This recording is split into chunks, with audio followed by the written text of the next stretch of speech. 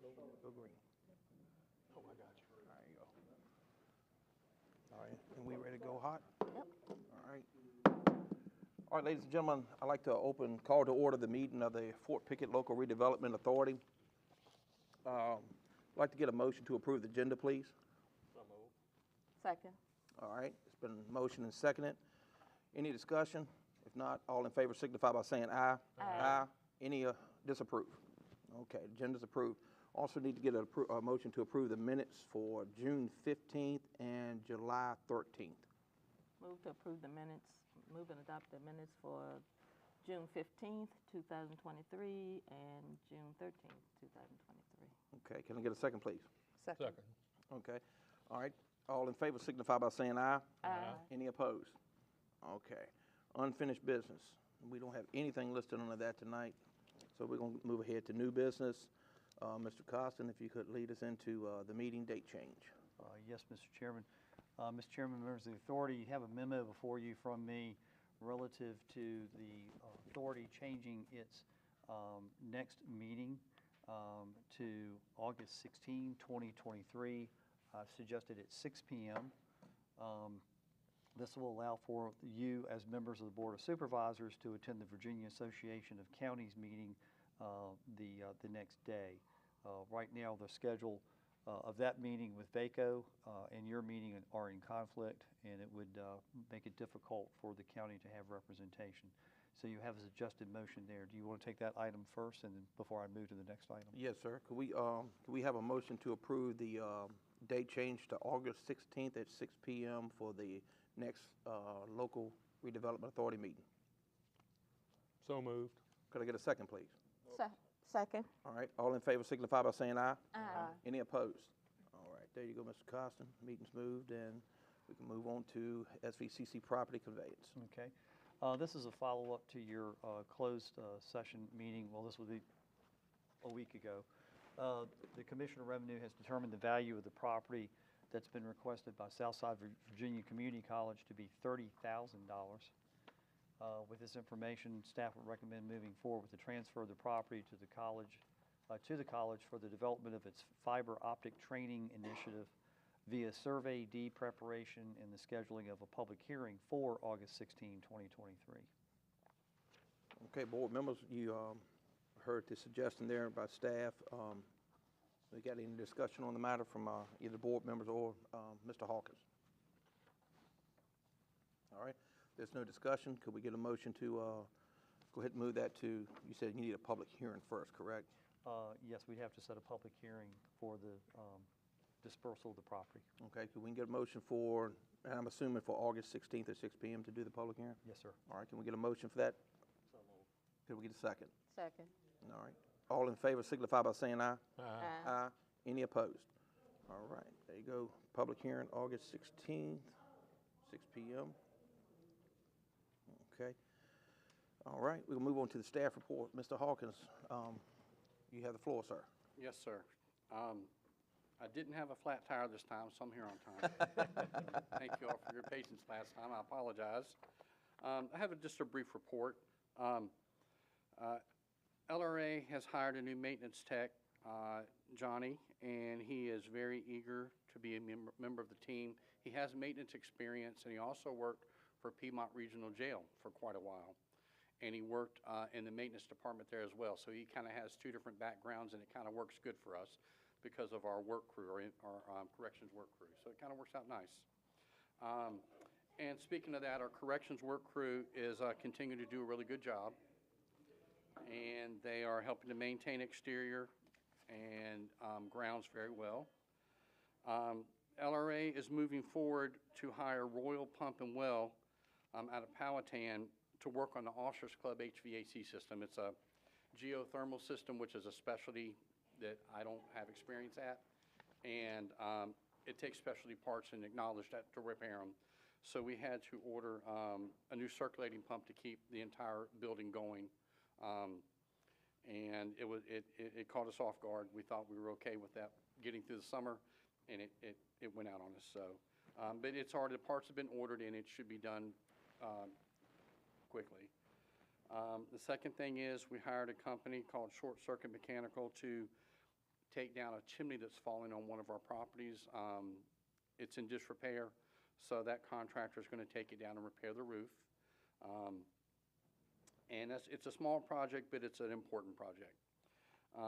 The other thing we're going to do is the board has approved previously to have water heaters replaced at Pickett Park Lodge. There's 3 buildings, and each building has 1 water heater per building. It's a commercial tank. And they've been going out and not working properly for probably a couple of years to my knowledge. I know they have for the past 7 or 8 months for me.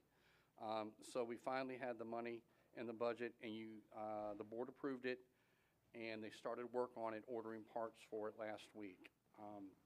And what I decided to do with this particular situation is we're going to propane tanks. We're not going to go electric, and we're not going to go oil like it is now. It's just inefficient, and it's outdated systems. So we're going with propane tanks, and I think it'll be a lot better for the residents. I have some repair on some subfloors and some repairs on some exterior doors of the same building. They're historical buildings on post, and we had to get them corrected and fixed properly. So that's the basics of it, and then I have the financial report, if you want to go over those numbers or not. This is G, informational items. That's Sorry, G1. G1 and G2. Yeah, I can just give you, if you want to go over them, or I can just let you know what they are. Do you want me to let you know what the numbers are? Yeah, I don't think we need to get into the weeds with it. The small business incubator, 4,861.54, and that's our little offices at the end of the park where we have the little offices we rent out, which is good income for that building. We have at Pickett Park Campground, 6,225. The Officers Club, 1,220. Pickett Park Lodge, the residential apartments, 20,562. And this isn't on the agenda, but one of the things I like to just touch bases with just briefly, it was brought to my attention today from staff, an actual ideal I hadn't thought about. We have a list, a waiting list of people that want to rent spaces at the campground. I believe we have 24, 25 spaces now. We have about a quarter an acre to a half an acre left over to expand. And some years ago, before my time with LRA, it was only 12 spaces, and he doubled it. And we can't keep enough people in there. So maybe in the future, I could propose to get more sites put in, electrical and water hookup, to generate more income. And it's just vacant land sitting there. I didn't realize we had that much of a backup, a waiting list, and I thought it'd be a good idea. The other thing going off task is Mr. Costin and I spoke today, and one of the things he had mentioned was there are interns that are being used, and I was introduced to a young lady recently, and Mr. Costin asked me if that might be a possibility, if I might have the need for an intern. At the moment, I didn't think I did, but we actually do have a need if there's any more interns that are wanting to work with us. And what I would do is, we have, as you know, many vacant buildings, abandoned buildings that are full of old surplus, and we got the approval from the board a few months ago to liquidate some of that surplus. Some of it's being distributed to other agencies, and others is just going to get rid of it. It's thrown away. I could use a couple of interns to help me inventory and liquidate and organize these buildings. It'd be a great summer job for somebody. Okay. If you all would consider that. You know, I don't know how that process works, but I think it'd be a great opportunity. Mr. Chairman, members of the authority, what I was discussing with Shane was we're using some interns through the school system through a grant. I think Mr. Vaughn has met one of the interns, and Mr. Ingram, you've met one of the interns coming in the office. So it's really a no-cost situation for us. It's a program that the school's got to give young folks some work experience. Okay. I think it'd be a good experience for some of the kids, and I could certainly use the help, and they could be a learning process and help us out at the same time. So that was on the agenda, but it just came up today. So that would be it for the report. And if you could, if you have any questions. I don't think he needs a motion if we. No, 'cause Says okay? yeah, I think what we got here is we may have some discussions after we continue this meeting. Okay. We may have some discussions that may lead into that and potentially rescheduling the LRA meetings completely so we can have a little bit more time, Okay. off of this board night here. So, and I think it's going to be a very fruitful discussion after having conversations with these gentlemen. So, if that's all you got on your staff report. We got some informational items. Mr. Hawkins as well, is that correct? Well, that was the lease actions and the club income. I think he's covered those. Okay. As Mr. Hawkins mentioned, our conversation today came up. We also had another issue come up today that I'd like to advise the authority on, which I've discussed with Mr. Hawkins in the council, and we're all in agreement. We've had a request for metal detecting on county property to include the LRA. And for liability reasons, safety reasons, we just don't think that that's a good idea. And if I could get the consensus of the authority that we will not allow metal detecting on the LRA property. Yeah. I agree with that. Yeah. Absolutely. All right, thank you. Okay. That's all, I think that's all we have, other than, That concludes this for Okay. this point. All right, Mr. Costa, do you want to Other- address the meeting continuation? yes, I'd like, rather than for the LRA this month to adjourn, I'd ask that you continue this meeting until a day next week, and I can offer up the 24th, the 25th, or the 26th for closed session relative to personnel. Okay, ladies and gentlemen of the authority, y'all, that's next Monday. It's the 24th, 25th is Tuesday, 26th is Wednesday. Do we have economic development? That would be Thursday. Thursday on the 27th. 27th. That's Thursday night. So this would be whatever y'all's preference is, the 24, 25, or 26. What time and which date do y'all want? The only day that won't work for me is the 26th. I won't be able to Okay, make so it. now It that, won't work for me either. All right, so 20 24th or 25th is fine. I'm good either day. Either one of those is fine Doesn't with me. matter, either one. How about you, Ms. Vaughn? It's 25th. 25th 25th? is Tuesday. Okay. 25th? Tuesday. What In the time? Y'all want to do 6 p.m.? Is that good enough for 6 y'all? o'clock. 6 o'clock. I hear you, Mr. Vaughn. I'm saying it loud. Where are we gonna meet at? We can meet at the EOC, the Okay. the health What room. day is that, Helen? All right. Tuesday. I know. What's All right, authority members and members of the public, as 25th. we are not going to be adjourning this meeting tonight. We will be continuing it to Tuesday at 6 p.m. on the 25th. It will be at the EOC for closed meeting with personnel. All right. Did y'all have anything else? That's all we have, sir. Okay. That concludes So- for me. That's it? Okay. Meeting on hold until next Tuesday night at 6 o'clock. You're in recess. We're in recess. All right, thank you for your time. Yes, sir. Thank you, Shane. 15 minutes. Ladies and gentlemen, I know Mr. Hawkins was at the podium, but if anybody wants to sign up for delegations to the public or for any one of the two public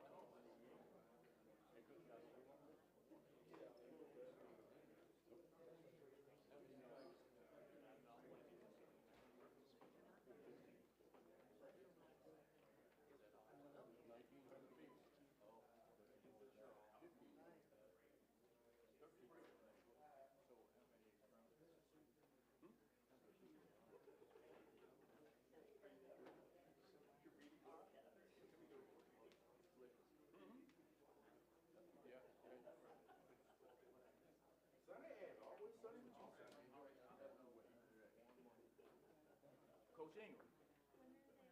Can I ask you a question? You live in the county, don't you? Okay.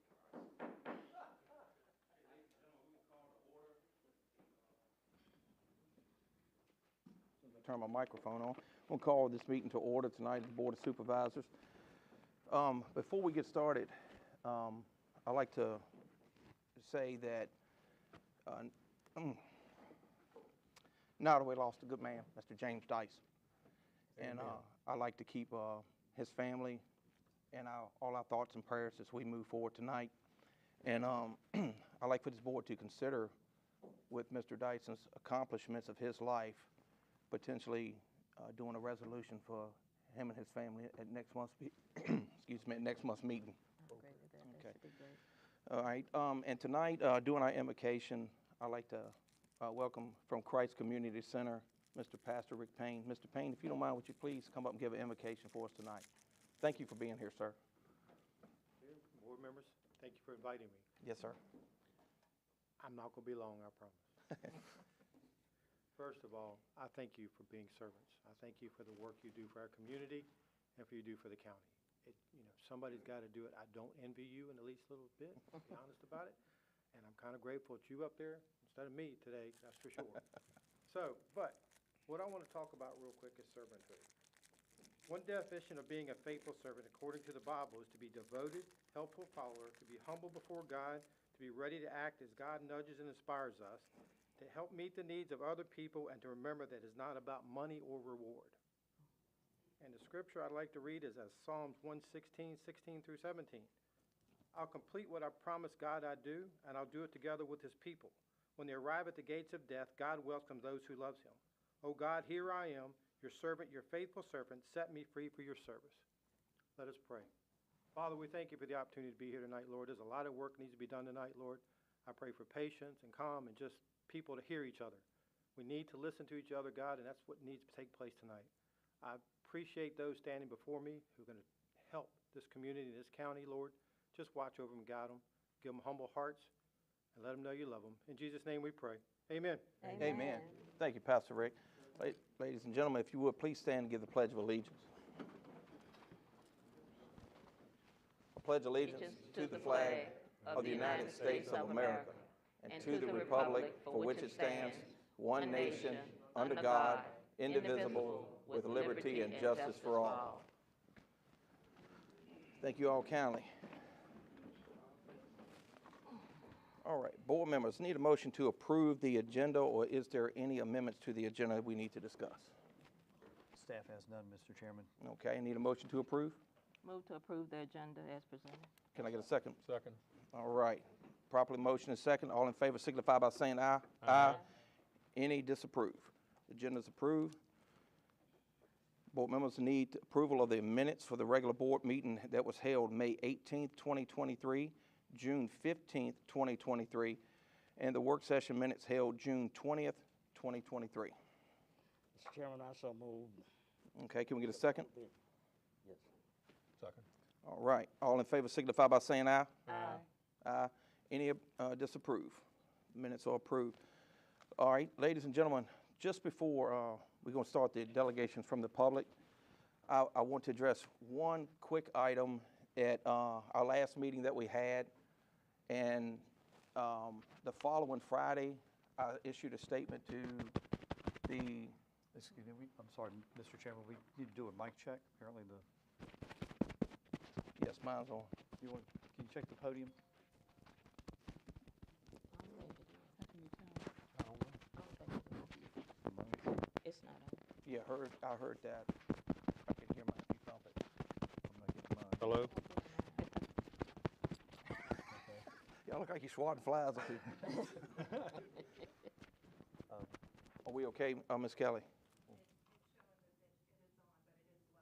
Okay, all right, all right, ladies and gentlemen, when we speak tonight, please speak firmly. But back to the point, I made an error when I asked an officer to escort a lady out. You have to be given a warning, and I will do better moving forward, and I wanted to address that. But also I want to address that it takes a lot of courage for anybody to come up here and speak at this microphone. So when they are speaking, I'd like to ask everybody to please be quiet and let them have their time to speak. If it needs to be an interruption in any way, shape, or form, I will gavel, and I will ask to bring order to the office, to the meeting, and then we would allow the speaker to regain their time.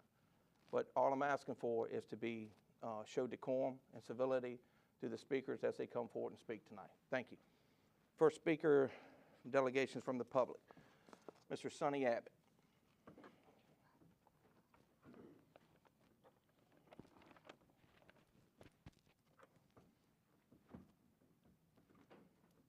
Michigan man. I live here in the Commonwealth of Virginia. Mr. Chairman, members of the board, fellow citizens, and especially the three mayors that are with us tonight. Last month, I was asked if I had more to say. My response was, not tonight at that meeting. Admittedly, I had made what I thought was a quiet, offhand comment to myself. Yet, it was heard by members of the board. I'll try to avoid those quiet comments in the future. The Freedom of Information Act are integral parts of a citizen's right to obtain data from the government. Is it this board's position that a vacancy of the former Assistant County Administrator Finance Director position is legal reason not to respond to a FOIA request? I submitted one on June 15th to the county and another on June 16th to the school division with similar subjects. Ms. Kelly responded, and we talked several times, and then on July 17th, she wrote, "I have no answer other than what was provided by Ms. Tomer. The data I requested had been available around the 15th of June each year for the past several years. Ms. Kelly has always been fair with me, and I understand her dilemma. However, this board and the county administrator could be subject to legal action by others if their responses are not answered in regards to money questions. The FOIA sent to the school division was responded to in a timely manner." On another subject, the animal shelter needs a new direction. This board needs to develop what tax dollars actually provide when it comes to animal control. If the same 5,700 square foot building footprint doesn't change, the cost will remain outside the county's capabilities to promote. What's necessary was much better expressed in the Courier Records article, "Just Hanging On," authored by Mr. Doug Colburn in yesterday's paper. I suggest each of you read it if you haven't already. Will this board explain the confusion as outlined in the same edition of the Courier Record titled "Taking Control of the Money"? Was the superintendent of the division mistaken in her conversation with Mr. Costin? Is this another example of Mr. Costin coming to an understanding with the superintendent, then learning the board might not be in favor of, or specific particulars were uncovered that changed the focus or favorability of the school division taking over control of funds this board appropriates to the district? Learning of the possibility that the county was charging the school division several $100,000 to handle those funds was news to me. However, will the board explain the impact of the budget adjustment for the reduced local effort match of $369,188 from the previous fiscal year? Can the board explain why it's taking months to replace the former finance director's position? Rumor has it that Mr. Costin attempted to pirate Ms. Meyer away from the school division. Was it learned that her compensation might be greater than what was paid to Ms. Tomer, and Ms. Meyer only has one job title? As I conclude, I'd like to thank Mr. Hyde for taking the time to share with me the findings on the E911 question. We played telephone tag for a while, however, his tenacity ensured that he would get the information to me. I'd also like to tell Ms. Kelly, in my opinion, she has been put in an impossible position without intervention to respond to financial FOIA requests. It's been said that the truth hurts and isn't always flattering. Amazing, isn't it, how those time-worn sayings speak volumes. Thank you. Mr. Abbott, if you don't mind, could you Not at all. hang one second? Does anybody have any questions or clarification for Mr. Abbott? Okay, Mr. Abbott, to your question about the 240,000, that will be addressed in Mr. Costin's report a little bit later on in the meeting, and maybe even sooner than that, but it will be addressed tonight. And Mr. Costin, if you would, if we could see what his concerns were about the FOIA. Absolutely. Let's see if we can get you some clarification on that. Thank you. Yes, sir. Thank you, Mr. Abbott. Okay, Ms. Patricia Martin. Welcome, Ms. Martin. Thank you. I live here in Nottoway County, been here a long time. Yes, ma'am. Many, many years. And every year, my taxes are late. Every single year. I can't afford to pay them on time, but I do pay them. And then I find out this year, because every year they've had this extra charges, which I understand the penalties and the interest. The thing I don't understand is why they have to run it in a paper and then charge that person more money. They charge extra money every time. Well, I found out this year, because I've never asked, who makes that decision. I found out this year that your board makes that decision. Who to run it in a paper. First of all, I couldn't care less if my name was in the paper forever. But the point is that extra charge is added on to the people like me who can't afford to pay it on time. And then we're stuck trying to pay another extra fee because somebody wanted to run it in a newspaper.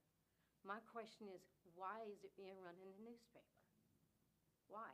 Why can't it just be there and we pay our taxes when we can? Why does it, every year I have to see it in the newspaper, and then I go down to pay it, to finish paying it, and there's extra, something that wasn't needed. I didn't need that extra on me. Yeah, I know I didn't pay it. I'm going to pay it, but when I can get the funds to pay these things. My question is, why every year y'all have to say, put it in the paper? And like I said, this is the first year I went to the treasurer's office and I asked her, who made that decision? So y'all could consider people like me and other people who can't afford it. That little bit of extra y'all call little. It's not little. That's food on that table for everybody, not just me. So think about that when y'all make that decision, if you make that decision tonight. If you don't make it tonight, think about it. And that's all I've got to say. Ms. Martin, Thank you. Ms. Martin, if you don't mind, in case anybody has a question, does anybody have any questions for Ms. Martin? All right, and Ms. Martin, I hear you, and I too have heard not only from you but from other citizens about it's when someone's in an unfortunate position and they feel like they're being embarrassed like that and forced to pay. Now, you may not feel that way, but I'm saying I've heard this personally from other individuals. And since I've been here, we inherited that process, and it's been demonstrated to us that by doing so, because of the fear of having your name in the paper, people pay their taxes so their name won't be in the paper. And I understand, and I hear you, and I will seriously consider that moving forward. I give you my word.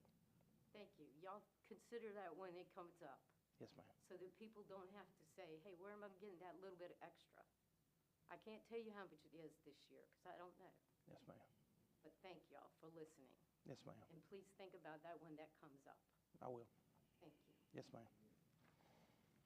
Okay, moving on. Mr. John Shute.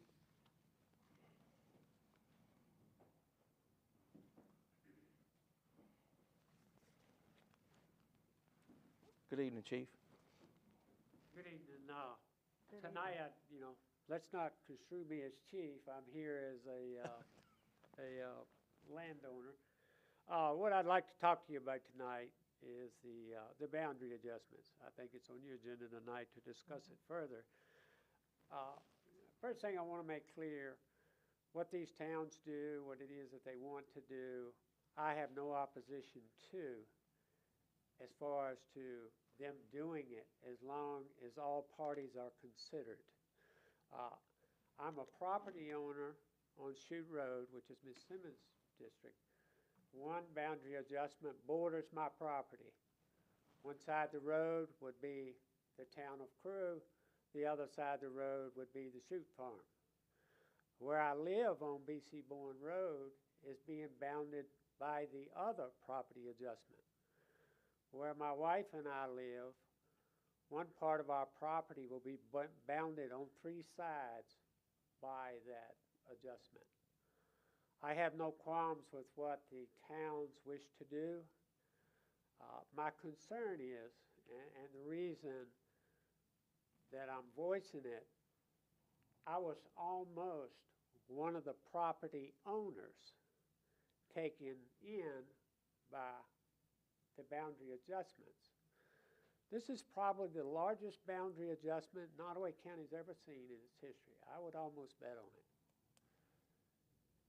Is it really a boundary adjustment, or is it an annexation? See, when this first started, it was thought that my farm, the Chute Farm, was going to be within the Crew town limits. Okay, I have goats and chickens and guineas and just all kinds of farm animals. It is a Chute Farm. So how are my rights going to be defended in it? And I don't understand the legalities of boundary adjustment, but are the citizens' rights going to be defended?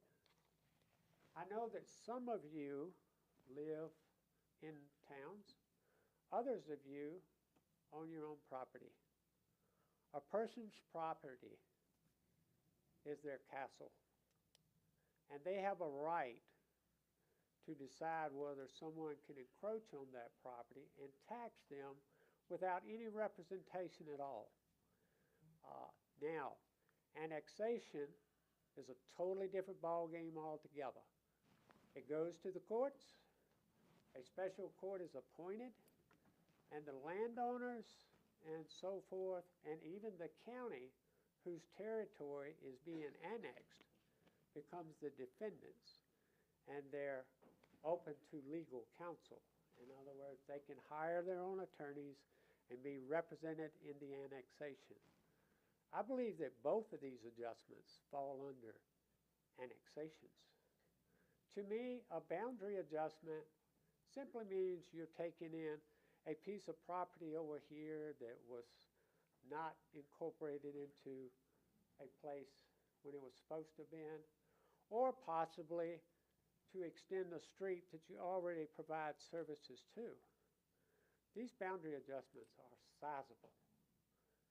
Probably, as I say, the largest in Nottoway County, and maybe the largest that's ever been tried recently in the state of Virginia. Cities cannot annex right now. There's a moratorium until 2032 that does not allow that. But when you read the section of the code, it does not say whether towns fall under the same guidelines, but when you read further, there is an annexation process. Now, while it may be more expensive for the locality to do that, it does defend the rights of all parties. And I'm not sure that that shouldn't be done.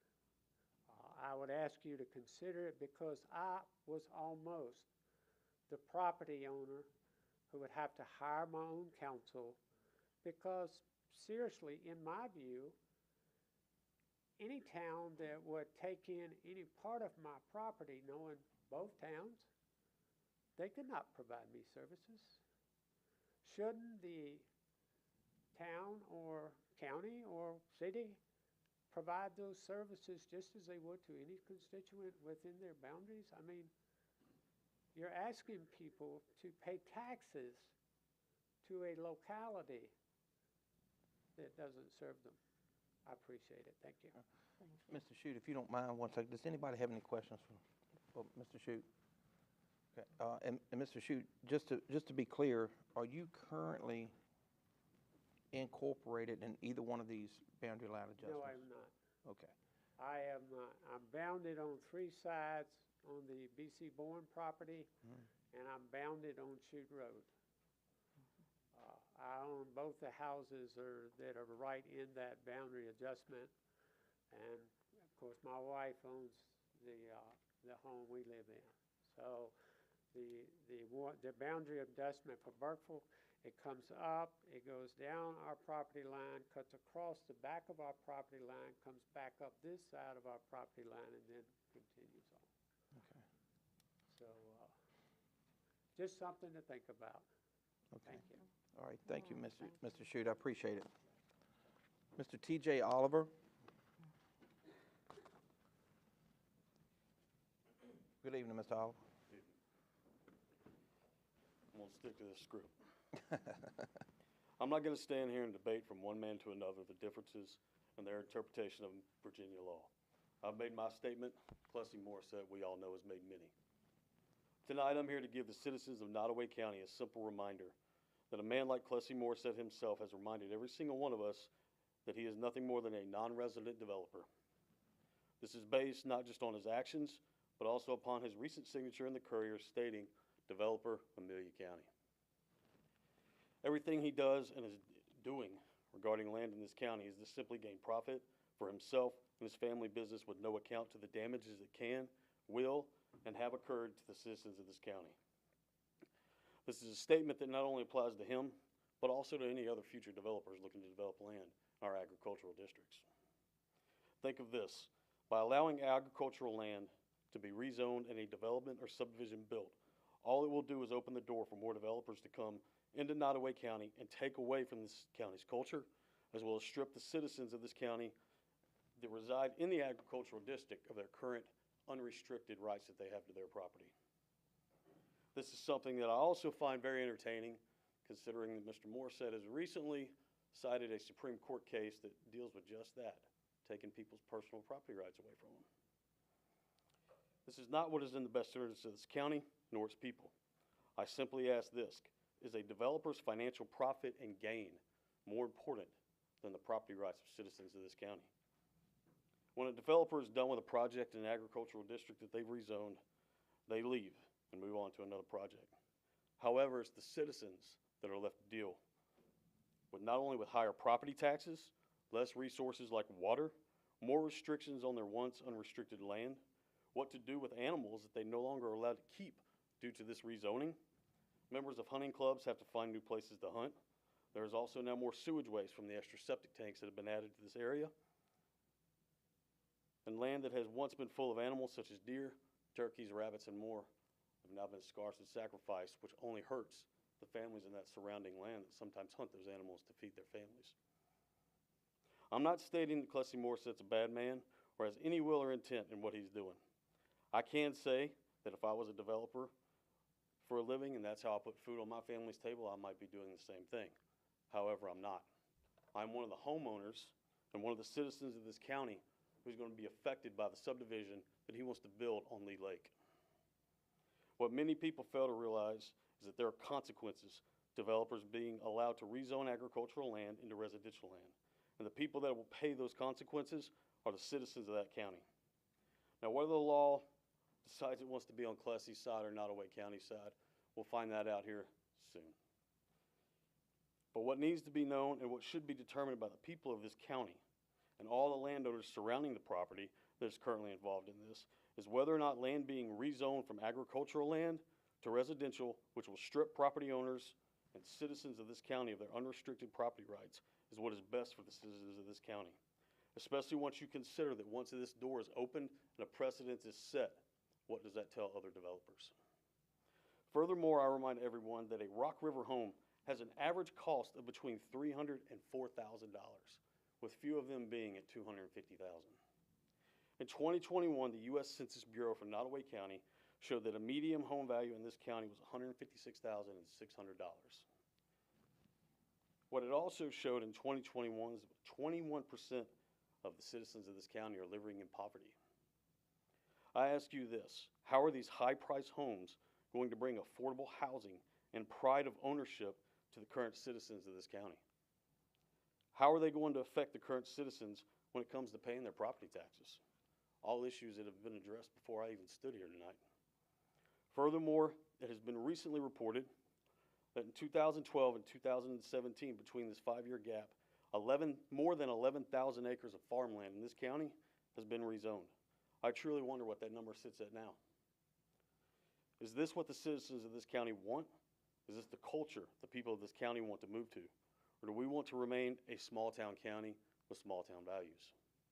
I once again remind everybody in the state that everyone in this county needs to come together as citizens in order to look out for one another. Because if we don't, no one else will. Thank you. Well, Mr. Oliver, if you don't mind, does anybody have any? Yes, by all means. Thank you, sir. Does anybody have any questions for Mr. Oliver? And, all right, so I may be out of turn here, but I'm going to make a statement for you tonight. Ladies and gentlemen, all of the rigmarole that you've heard, from what I've been told, it's been over 15 years of this. There's the face of your victim right there. This gentleman right here, and the people beside him. And in another way, some of the solar aspects, it's no different than putting these projects all over the county anyway. I will never vote to load Lee Lake up with 2-acre houses. I give you my word. Even if it's passed, it'll be a no for me. Thank you. Yes, sir. Thank you, Mr. Oliver. Mr. Xanis Talley.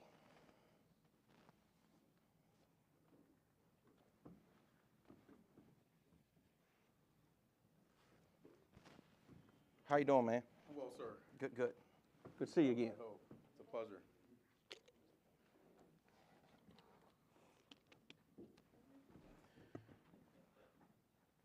Here we go. Mr. Chairman. Yes, sir. Members of the board, good evening. My name is Xanis Talley with the law firm Whiteford Taylor Preston based in Richmond. I'm here on behalf of the town of Burkeville, Virginia. And here beside me is the mayor of Burkeville, Mr. Brian Welch. I want to start, if I may, and if the board will indulge me for just a quick second. Just a week ago, I got back from Cape Cod, not too far outside of Boston, for my best friend's wedding. And he and I went to high school together and been friends ever since. He's taken the bar exam in D.C. To become a lawyer in just a few days. And he and I were, as he was getting dressed to go down the aisle, we were talking about some law facts, some small legal issues to get him prepared for his exam in just a few days' time. And one of the concepts that we learned in law school was this commercial concept when it comes to doing business. It's called fair dealing and good faith. I want you to think about that for just a second. Fair dealing and good faith. I'm going to turn just for a moment, if I may, to the history of what brings us here. As you all know, at the June 15th board meeting, this board requested, after hearing an application for a boundary line adjustment on behalf of Burkeville, that the town of Burkeville and the town of Crewe go back to the drawing board, go back to the meeting room, the boardroom, sit down and discuss this situation, discuss the boundary line adjustments between the towns and the county, and come to some consensus. As this board rightfully pointed out on the June meeting, there's no reason Burkeville and Crewe couldn't come to some mutual agreement to figure out what best would suit both of the towns and suit the equities here in the county. A number of meetings took place over the last number of weeks as we bring ourselves to this meeting between Burkeville and Crewe to discuss this very important topic. And the mayor is beside me, who attended, I think, every single one of those conversations. Some on the side, unfortunately, some on the side of the road as trash was being taken out, and others more formally between the two bodies. And after extensive discussion and conversation, unfortunately, the bodies were not able to come to an agreement. And this is going back to the same concept I raised at the very top of this conversation. Good faith and fair dealing. Burkeville came to the table after the instruction of this body in good faith and to fairly deal with Crew in order to come to a mutual agreement. You have in your packet this evening a revised application from Burkeville for a boundary line adjustment. You may have noticed Crew is not included in that agreement. But don't let that be the only story, right? Just a few days ago, maybe a little more than a week ago actually, the town of Burkeville presented to Crew a mutual boundary line adjustment agreement, and not claiming any of the territory that they were seeking to adjust. And so, one would think that if one party got got exactly what they were seeking, and the other party was to equitably find its own property as well, then both parties could come to a mutual agreement in order to find consensus, to listen, to heed this body's call for good faith and fair dealing and finding a solution that amicably situates all of the equities between the two towns and the county. Crew, unfortunately, has departed from those conversations, departed from those negotiations to find that mutual agreement. In fact, in the last 2 weeks' time, I believe, conversations and correspondence have been sought to Crew and its elected officials. However, no response. The mayor of Burkeville, Mr. Welch, instructed his council to reach out to Crew's council to seek further exploration of this mutual agreement, to come to consensus.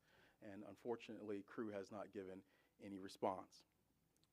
Burkeville was thankful to this body for allowing it an opportunity to meet with its sister town and to come to some kind of agreement. We listened to your instruction and did exactly what we sought to do. We decided that it was in the best interest of all the parties to come to a fair and mutual agreement here. But we could not do so. And here we are again before this body seeking a boundary line adjustment for Crew, recognizing that there's been a long time coming to get to this moment, to finally make a decision on where to go from here. And we believe that the good faith and the fair dealing that we invited, that we sat down with Crew to continue, was done on our part and did exactly at the instruction of this body. And unfortunately, one party did not want to follow that instruction. One party did not want to continue with that suggestion by this board. I ended the last meeting speaking from this podium, discussing how I would define Burkeville. You may recall, I said there's one word that defined it. Possibility is what I said. This board gave us, Burkeville, and Crew the possibility to come to terms. Burkeville sought that possibility, yet Crew refused such possibility, rejected it, in fact.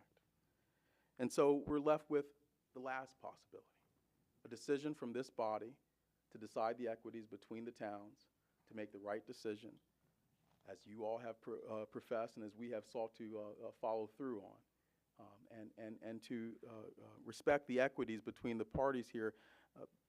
Burkeville is simply trying to do the best for the citizens of the town and obviously the citizens of the county, do the best for its growing population, or its hopefully growing population, and its exploration of development in the town to secure its interests, and to be good neighbors and partners with the entirety of Nottoway County.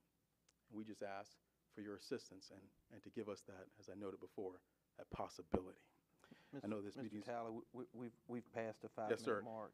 And I will be here, and the mayor will as well, for speak to this issue as it appears on the agenda. Should the board have any other questions, I have to take any. All right.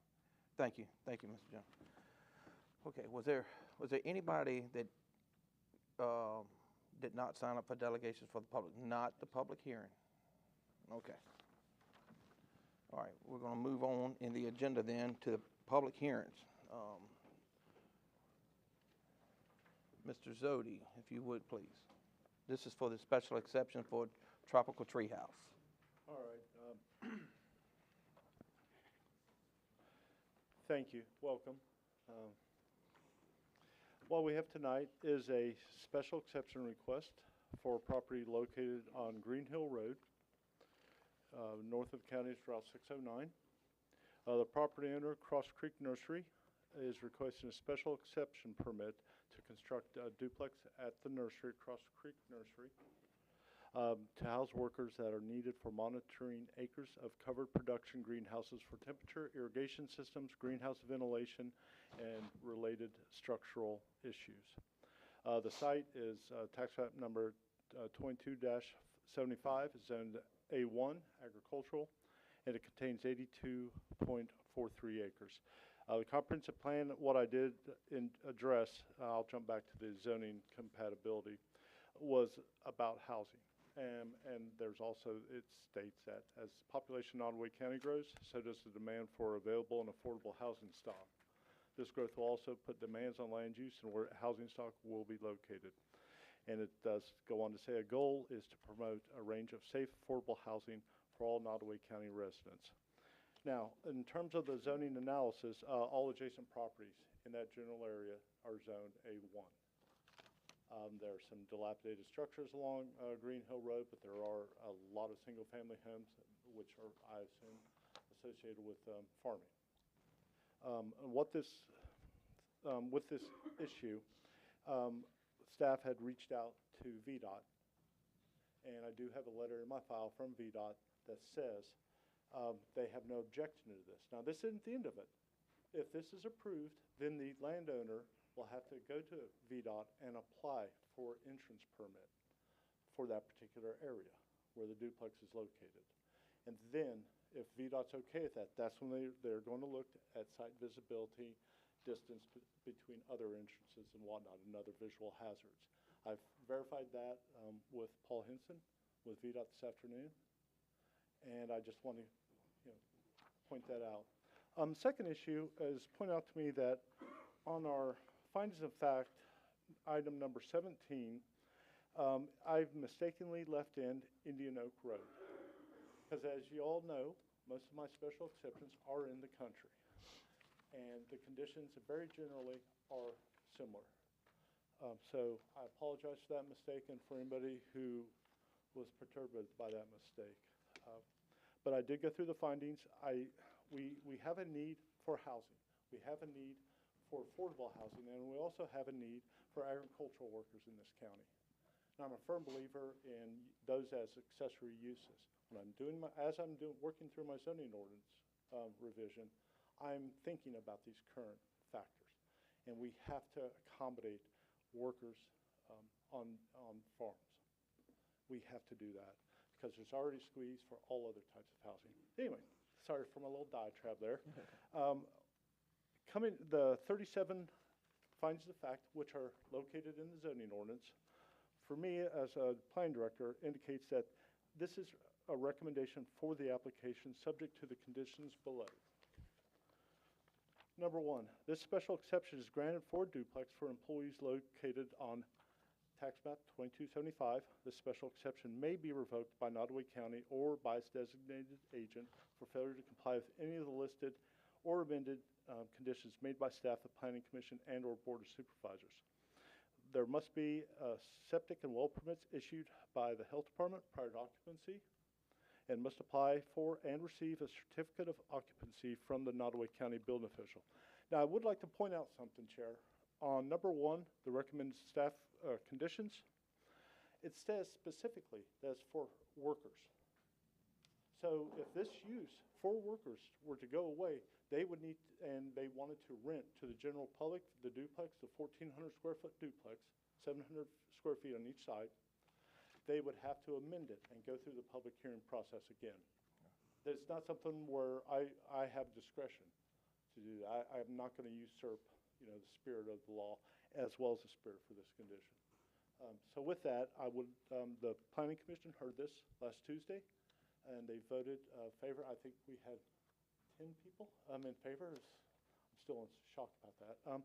And they agreed to the staff conditions and their recommendation for approval. Okay. All right, Mr. Zodi, if you don't mind, hold your place there for a second. Yes, sir. Board members, did anybody have any questions for Mr. Zodi at this I point? do, Mr. Chairman. Okay. Mr. Zodi, the current zoning, am I correct, it provides for agricultural purposes, but residential development is not encouraged. Is that correct? Oh, that's very correct, and that's, I'm working on that with the zoning ordinance. Yes, ma'am. That is absolutely correct. But the reason why I gave it a recommendation for approval is that farm workers need to have housing. And the thing is that in the zoning ordinance, it does state that agriculture should take precedence Is over there any other other development. housing available in the vicinity, the general vicinity? Not that I'm aware of.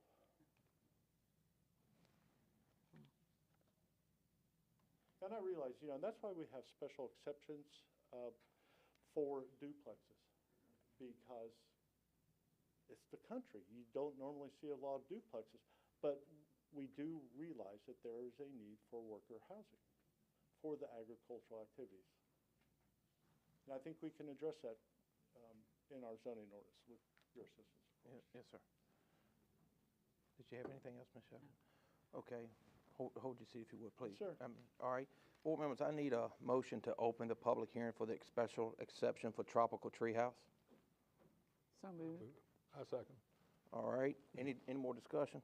All in favor signify by saying aye. Aye. Aye. Any opposed? Okay, we are open to the public hearing. I'd like to start with an email that was sent. Yes, sir. I have that in front of me. I would like to take the opportunity to, number one, address those questions, and then we will call the next, first individual on the list. But some of what you may address here may address some of their concerns, so that's the reason why I wanted to go to the email if we could. All right. You got it there, okay. Okay, and some of this is not, technically, not for this public hearing, because you got an ordinance section as well for this. But one of the questions was who fills out the memorandum with the questions? The memorandum with the questions, I believe that was the 37 that was Yes, sir. mentioned earlier. Okay, that's a requirement in our zoning ordinance, and the section for that, excuse me, 5.528, I believe, but let me double check. 5-5-28 in parentheses. A special exception, issues for consideration. And I Okay. believe we also have that for conditional zoning too, not necessarily the same. Okay. We call them, typically in planning world, we call them findings of fact. Mr. Chairman, if I may. Yes, sir. But the person who fills that out and does that analysis is the planning director. Yes, sir. And I'll like to point out that, to my knowledge, prior to my arrival, I did a few of the zoning cases before Mr. Zodi was hired. I believe that was the first time the board ever received a staff analysis report. And I did a quick, maybe a page and a half narrative. Mr. Zodi has created a format that is a deep dive and addresses every single one. And I'm going to say this, even when they don't apply, okay? But he's the one. But now, on aspects like sanitation, Yes. he basically is bringing in data that he's gotten from the health department. And if it's the highway department, like Mr. Henson, he brings that into the report. But the writer and the primary person doing the analysis is Mr. Zodi. Okay. All right, and Mr. Zodi, you touched on number 2 here was about where the document said its impacts on the driveway and Indian Road is expected to be minimum. You recognize that that was a misstatement of the road. Yes, sir. But just for clarification, we are sure that VDOT determination was from the Green Hill Road for this Yes, purpose. sir. I spoke, my verbal communication was exactly that, as well as his letter, his response to me earlier. It was a Cross Creek Nursery Special Exception Duplex Home, SR 609 Green Hill Road. Yes, sir. That's Okay. part of the case file. Okay. And you did say, because one of the other concerns in question 2 was about how they determine minimum. You said that during the next phase, there's a secondary inspection of this with VDOT. Is that correct? That's when they come out and visually inspect it, yes, sir, to determine, because the applicant will submit where they're proposing to put the entrance. Okay. And depending on the volume, whether it'll be low volume commercial entrance or high volume commercial entrance. If there's any one of those, I would hazard a guess. If it's one, it's going to be the low volume commercial entrance. But they'll come out at that point and look at the traffic conditions, site visibility, to prevent any hazardous conditions for oncoming traffic, as well as the homeowners, the prospective homeowners or tenants. All right. The third question was about agricultural visas like tobacco farmers use.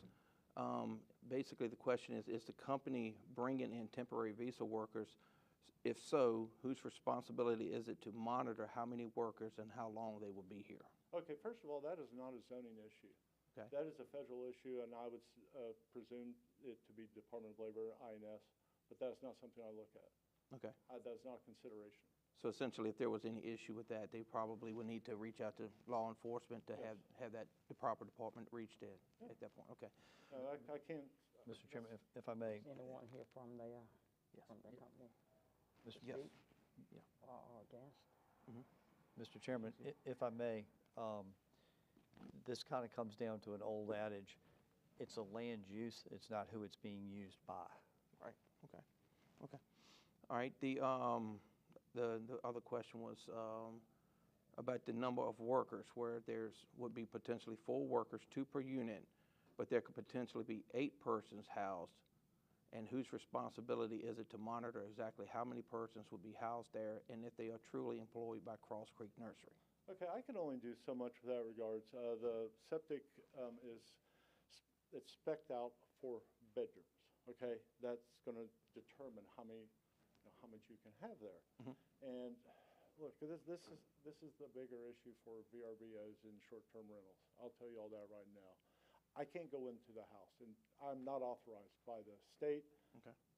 Unless I go for an administrative warrant or something like that. Okay. But I have no business entering and counting heads. Okay. I have a real issue with that. I'll be real honest with you. Okay. All right. The next question was if the duplex was sitting empty, and you did touch on this earlier, no longer used for employees housing, what would happen to the duplex? And I believe, if I understand what you were saying, is that if the use changed for the house, in order for it to be used, they would have to come back to the planning commission and go back to another public hearing. Yes, sir, that's correct. And Mr. McCulloch, Gene and I spoke yesterday. Okay. Because he had concerns just like you did. And what I said was, there might be a short-term vacancy if you have workers and they move on, or what have you, if they're on a visa program, they're seasonal workers. We have people coming into Fort Barfoot, Pickett every day, and I drive past them coming in, the buses. There's a need for short-term housing. Right. But having said that, that still requires an amendment to the special exception permit. So they have to go through the process because you're altering the conditions set by the board as recommended by the planning commission and staff. Okay.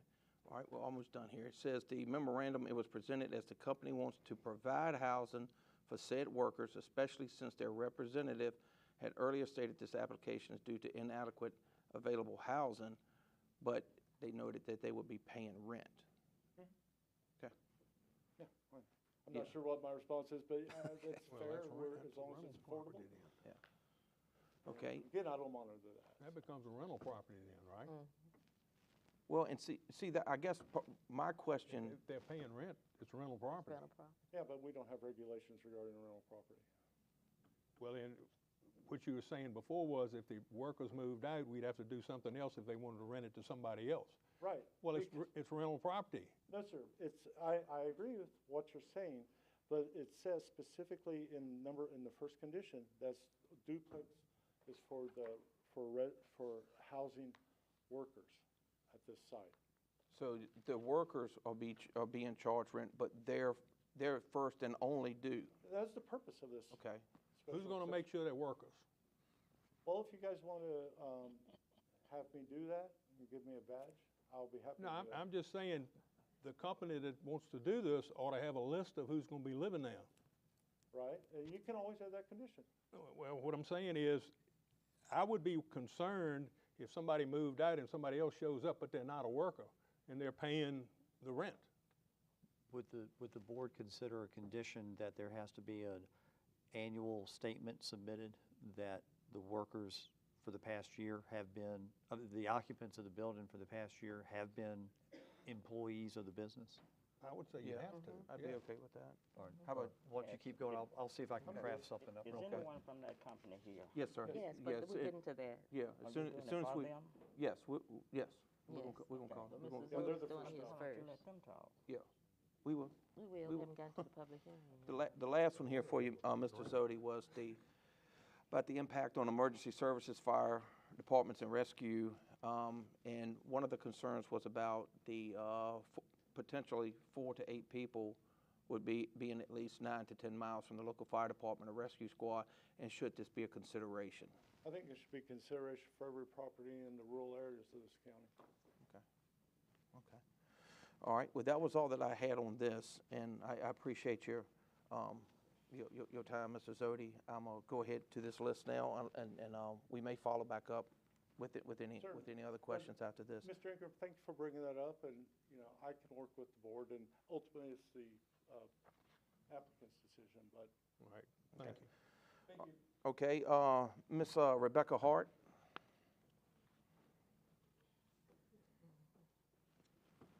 Hey, good evening, how you doing? Of course, I'm here because I was at the planning commission meeting concerning this duplex. I guess I just have some concerns because I'm just not real sure that we're serving this best purpose. One of the things I don't understand is, I read the article in the Courier Record that says that our county has not grown, but yet in the meantime, we have all this need for additional housing. Where is this need coming from? Is it, I guess it's coming from Fast C and all these people that are coming here and spending a few months or whatever, and then off they go. So what's going to happen after that? It's gone. I mean, how long is that potentially going to be here? But this duplex in Nottoway County, the other thing that I have a problem with, it says no additional phasing is proposed at this time, but the proposed duration and intensity are presumed to be ongoing as an accessory, a residential use. So if we approve one, are they going to come back 6 months later and go, okay, now we need another one, and then we need another one? I mean, they have 82 acres, and I realize the majority of it is in greenhouses, but where does it stop? That's my biggest question. So it's just, it is an agricultural area, and I do promote growth in the agriculture and in the county. But we have to be careful about setting precedents that we can't foresee down the road. That's it. Okay, did anybody have any questions for Ms. Hart? No. Okay, thank you, Ms. Hart. Now, was there anybody else that wanted to speak for or against the public hearing here for Tropical Tree House? May want to ask the applicant if he would like to speak. Sir, did you have anything to say that fill out the applicant from Tropical Tree House?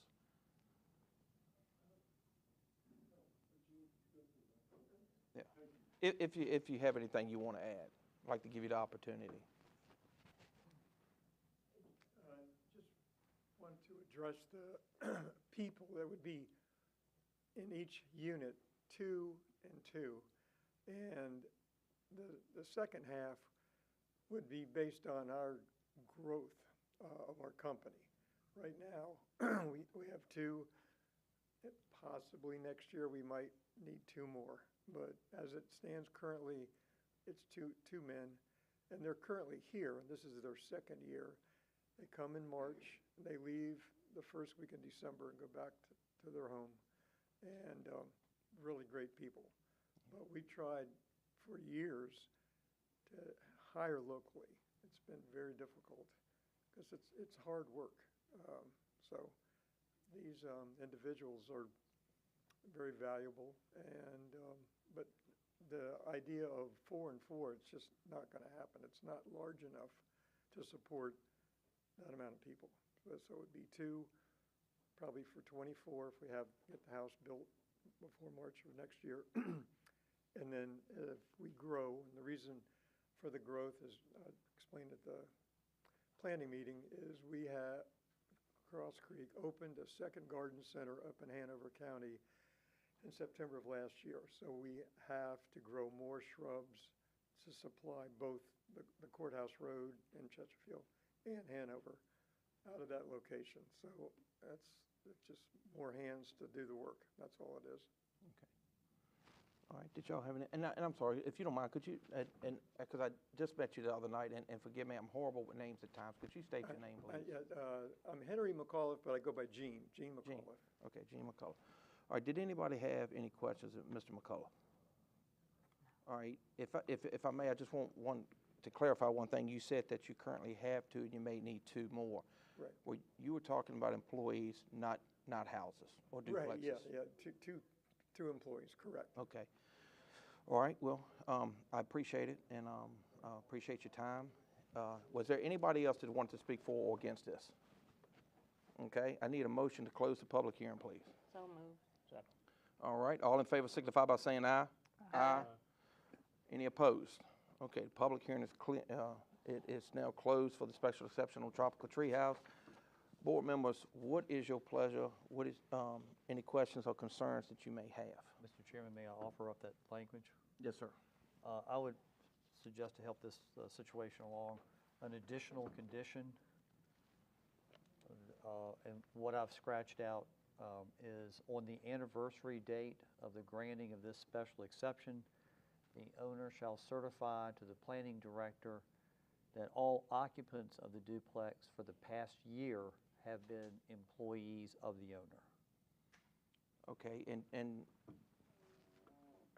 I know we've closed the public hearing, but Ms. Hart, does that seem to give you a little bit more peace of mind with that language drafted in this as well?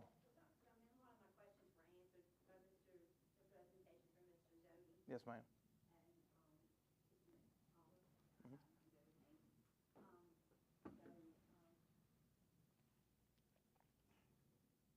And keep in mind too, any changes there, they'll have to be back here.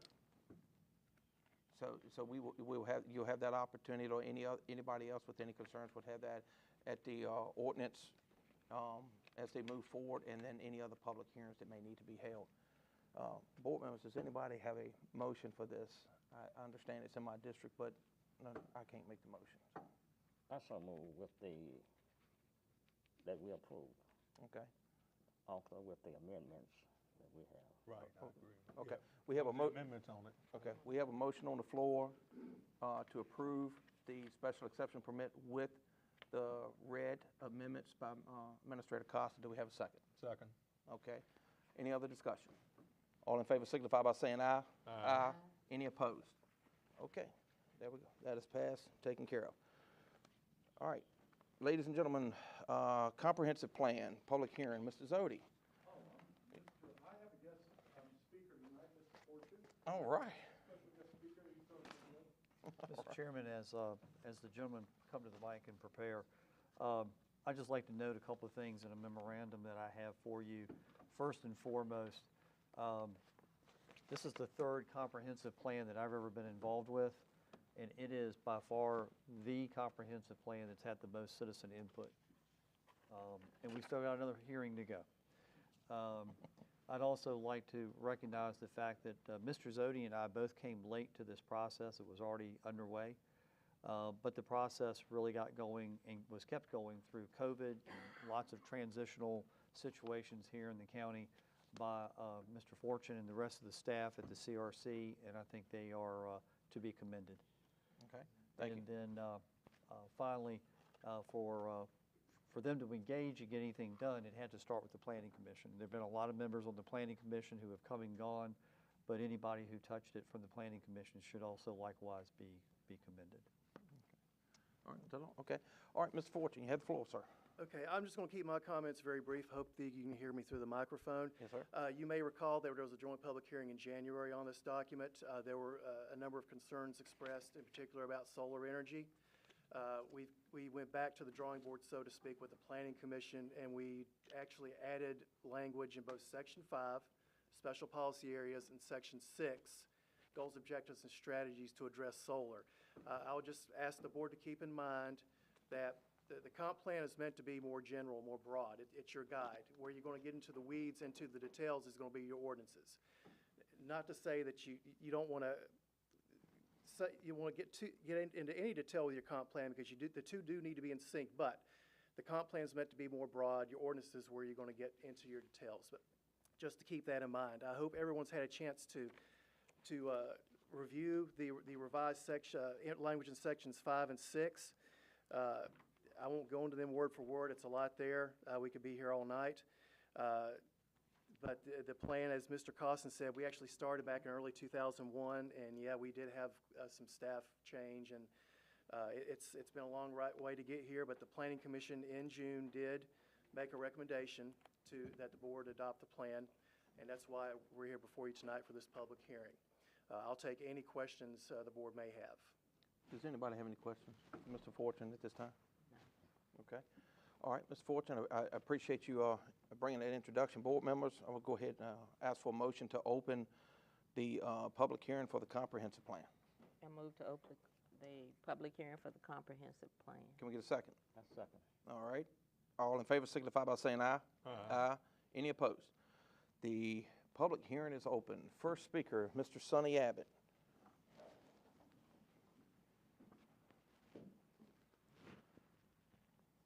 Don't be nervous. I know you don't come up here that often. As unaccustomed as I am to public speaking. Mr. Chairman, members of the board, I'd like to take you through what I consider to be concerns that I have with the comprehensive plan, because my questions are about objectives. What is the objective of this comprehensive plan? If you would like to, if you turn to page 108, goals, objectives, and strategies, talks about workforce training and training employees. And on page 109, there is a goal to ensure residents have access to an educational system that will provide quality employment opportunities. Yet I find nothing in this package that suggests how that's going to happen. On page 15 of the text, if you were to look at the color sheet, there are 13 meets or exceeds and 17 below standard or nearing the standard, which suggests we're in trouble.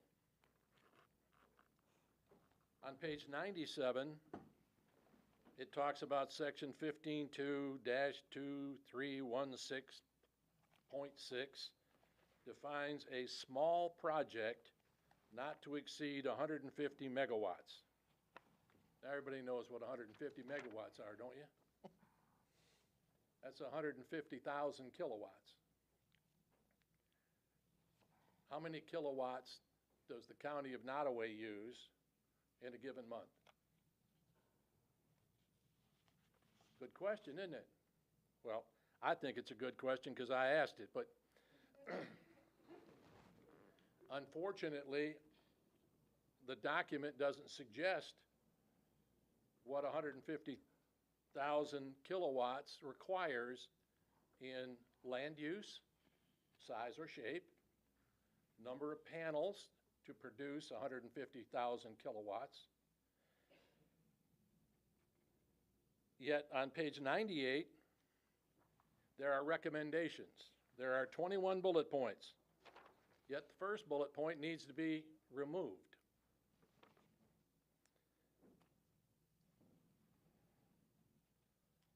On page 92, it talks about renewable energy. The sentence begins, the Nottoway County Planning Commission should consider, and a bit farther in the paragraph it states, the county should develop reasonable conditions.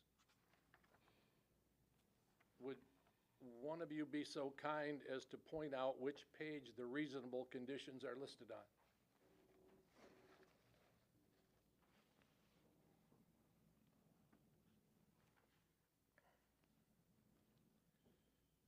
Now, on page 121, strategy 1 sets a limit for the total kilowatt production. And on page 125, renewable energy, including solar, as Nottoway County amends its ordinance. To the best of my knowledge, we don't have any ordinance that has anything to do with solar.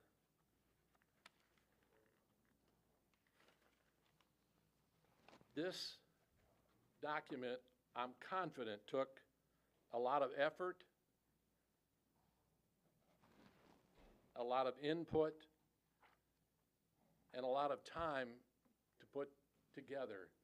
But it seems to be more a work in progress than one that defines with specific objectives what it's going to take to, one, provide the educational opportunities for all of those who live here in the county, and what are reasonable conditions should solar ever be allowed in the county. 150,000 kilowatts, in my humble opinion, is not small. Yet, Code of Virginia calls it that. I would hope that there would be serious consideration in developing those conditions so that the citizens would know what type or size of land use we're talking about. And I know that there will sometime, some future discussion, be what will the benefits, should some consider them benefits, of having this plan put into effect. I would hope that we would make sure that we understand what the objectives of each and every one of the words that are used in this 127-page document mean and will impact each and every citizen in the county. Thanks for listening. All right. Thank you, Mr. Abbott. I got a question for him. Sure. Mr. Abbott. Mr. Abbott. On page 98, I believe it is, you said that the first bullet should be removed. Let me turn to page 98, sir.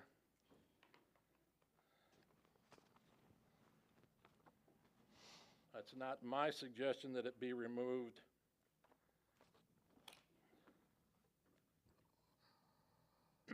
But it says in the document, set a limit for total kilowatt production in Nottoway County via solar facilities that is no higher than a level equal to the total kilowatts used in Nottoway County by all sources. So you say that should be in it? John. PC recommended deletion. Well, over on 121, that's why I asked the question. On 121, that's that same statement that you know, when you said that bullet should be eliminated, but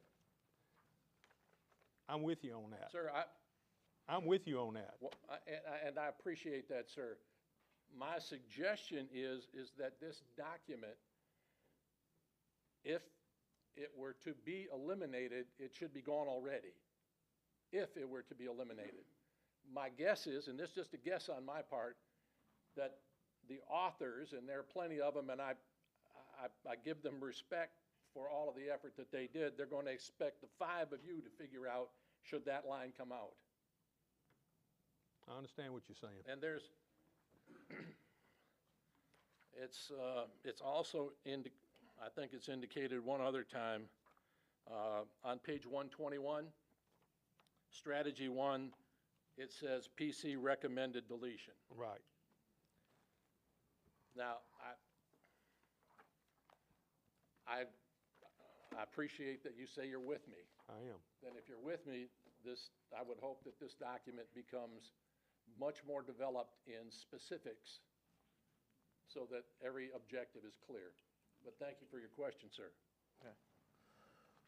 Okay. Mr. Warren Waite.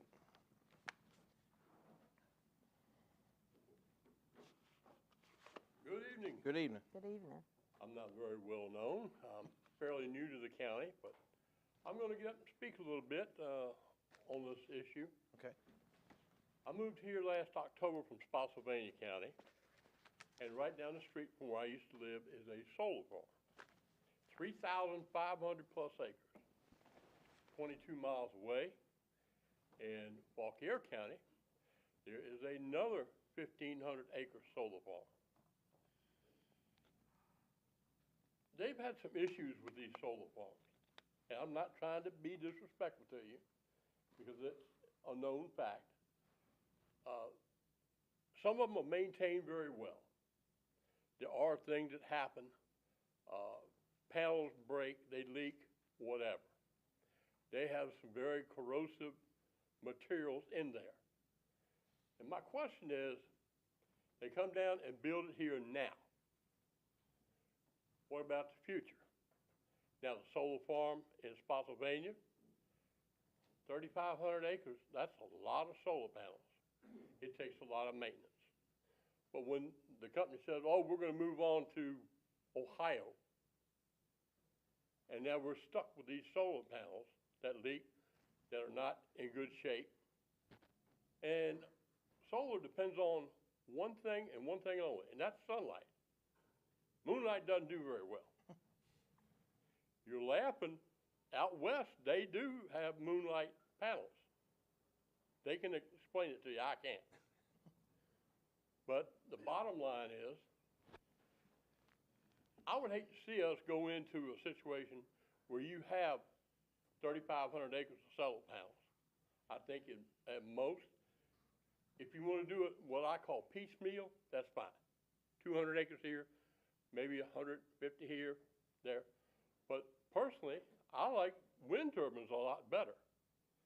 You're talking to somebody that spent quite a bit of time in central and western Wisconsin, which has some of the biggest wind farms that you've seen. You go to Chicago at night, all those pretty lights you see, it's powered from Waupun, Wisconsin, Beaver Dam, Wisconsin, Brownville, Wisconsin, where there are not hundreds but thousands of wind turbines. Going out the interstate through Chicago, you look up on the mountain, you'll see them. There's a bunch out there. But I think with what we have here, I would rather see you get the wind turbine, which it makes a lot of sense. You have good wind here. It blows up in my back of my house on my back door about every day. It's cheaper. They're easier to maintain. Yes, they do catch on fire when they hit by a lightning strike. That's going to happen. But what happens to a solar panel when it gets hit? I don't have that answer. They can answer. And I'm not trying to bomb the people with solar power. It's a good thing.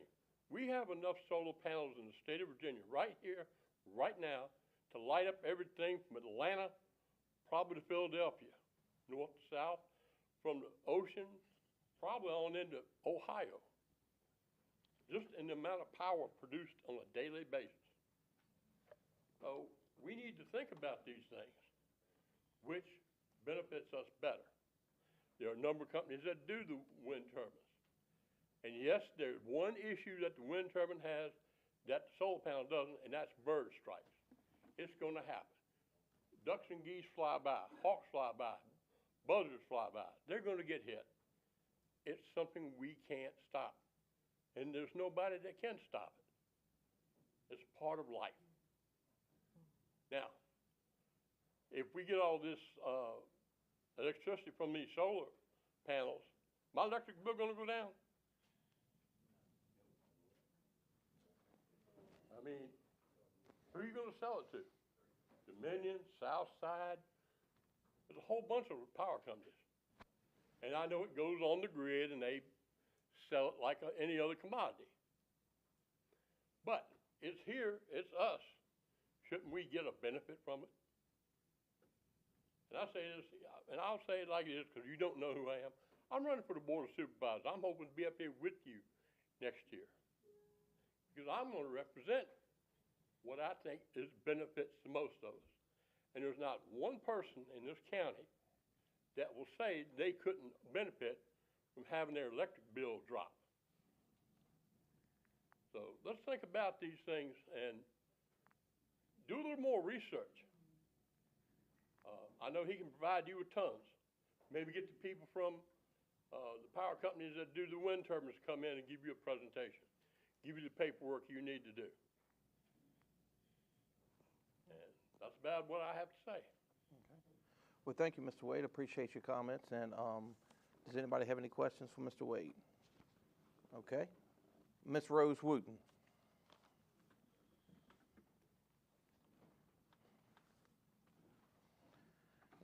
Good evening. Good evening. Good evening. Mr. Chair, board members, Mr. Costin, Mr. Zodi, and citizens. I'm here tonight to speak in reference to the statement in the comprehensive plan that is listed under G, renewable energy, including solar facilities. Page 98, recommendations, first bullet point. Page 121, J, utilities, Objective 1, Strategy 1. It states, set a limit for kilowatt production in Nottoway County via solar facilities that is no higher than a level equal to the total kilowatts used in Nottoway County by all sources. This statement was voted into the comprehensive plan by unanimous vote during the May Planning Commission meeting. A considerable amount of time was spent in developing the language of this statement by the members of the Planning Commission. In June, the Planning Commission meeting, a motion was made to delete the statement from the comprehensive plan. The Planning Commission voted unanimously to delete the statement from the comprehensive plan. Tonight, the comprehensive plan is brought before the board to be adopted with the Planning Commission's recommendation to delete the statement from the comprehensive plan. Setting limits on the total kilowatt production by solar no higher than a level equal to the total kilowatts used in the county by all sources may show the state of Virginia that Nottoway County is doing their part to lower the carbon footprint.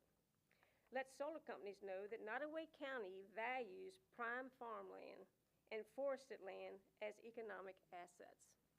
Ensures that Nottoway County streams, creeks, lakes, and rivers remain protected as well as county water supplies, and shows that Nottoway County values the rural character of the county as the comprehensive plan so often references.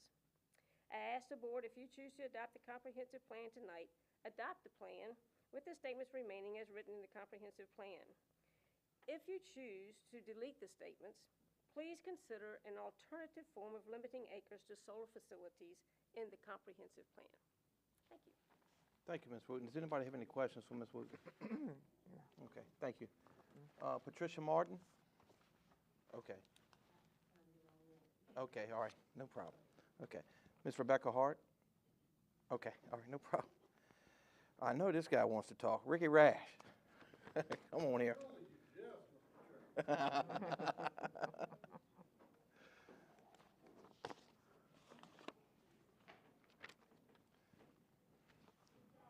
going to hear a lot tonight about the comprehensive plan, and I'm going to take a little bit of a different approach. But, Mr. Chairman, I appreciate you letting me get up and speak.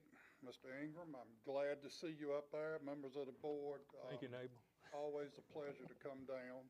Mr. Costin, Mr. Zodi, always, when I have a question, they've been available. But I want to bring to your attention something I saw in the Richmond Times-Dispatch yesterday, an article by Dave Ress. He was covering the 50th anniversary of the Surrey nuclear power plant, and a lot of the renewable energy was discussed at that celebration. And what he said was mind-boggling in the article, and there were several quoted in there, but he talked about the electronic vehicles, EVs, and the data centers coming online, and what the power needs of the Commonwealth would be in the next 15 to 25 years. I won't go into those details, but I got near the end, and Mark Christie, the commissioner of the Federal Energy Regulatory Commission, said this: we're setting ourselves up for a reliability crisis. That spoke volumes to me. What are we most reliable on? We're most reliable on fossil fuels. All of these solar farms they want to put out there, that's wonderful. The sun don't shine, we have a cataclysmic event.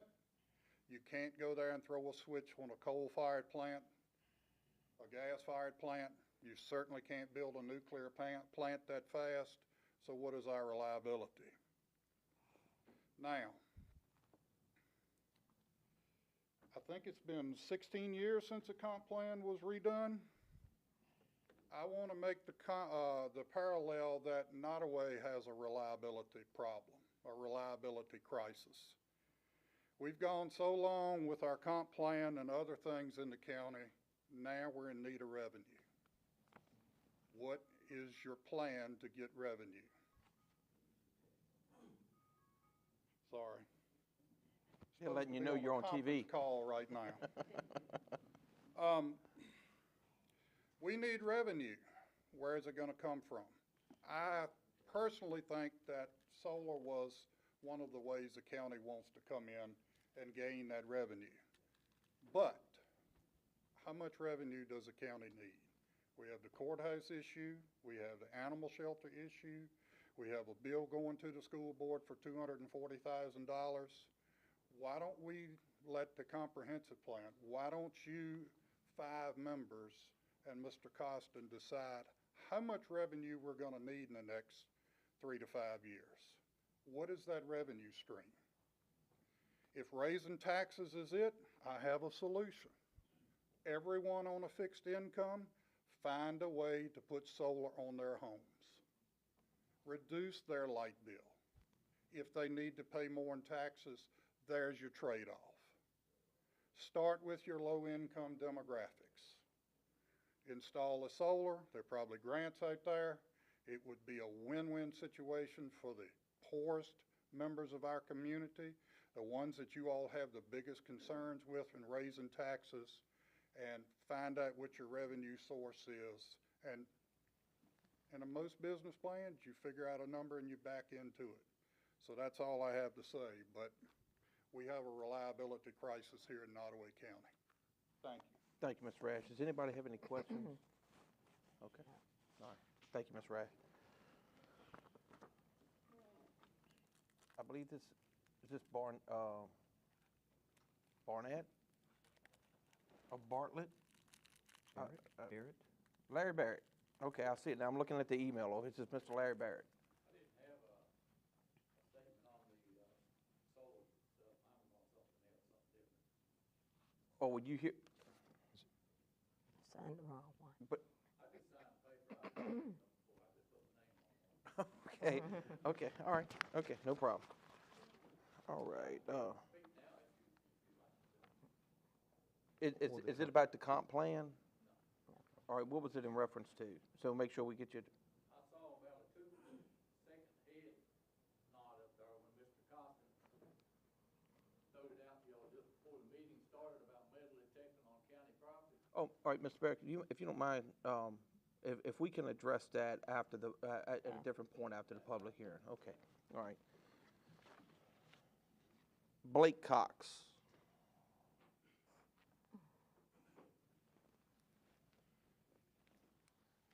Good evening, Mr. Chairman, members of the board. Hey, how you doing, sir? Good evening. My name is Blake Cox, and I'm one of the founders of a nonprofit called Energy Right, and it's great to be back in front of you guys again here tonight.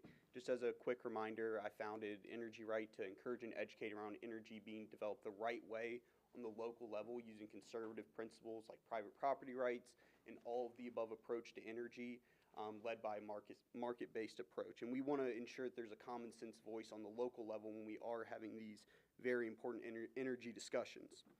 So as you all consider comprehensive plan language in regards to solar, we would just encourage you to keep an eye on property rights, meaning that someone can do what they want with their land as long as they aren't negatively affecting their neighbor or their community.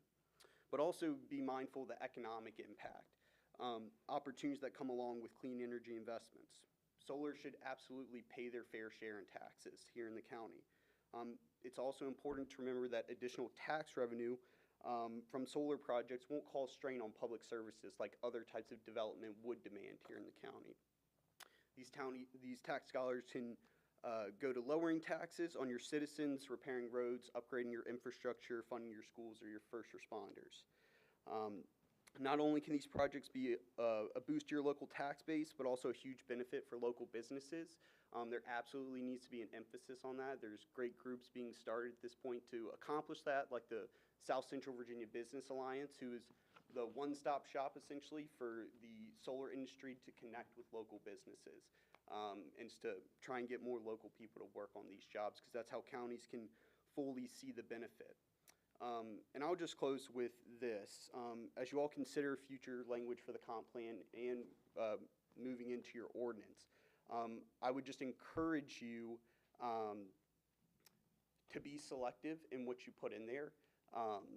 The more restrictive that you put, language that you put in your ordinance, I understand if you want to have a guidance of language within your comp plan to signal to developers or whoever's coming into your county, hey, this is how we see solar shaping in the county.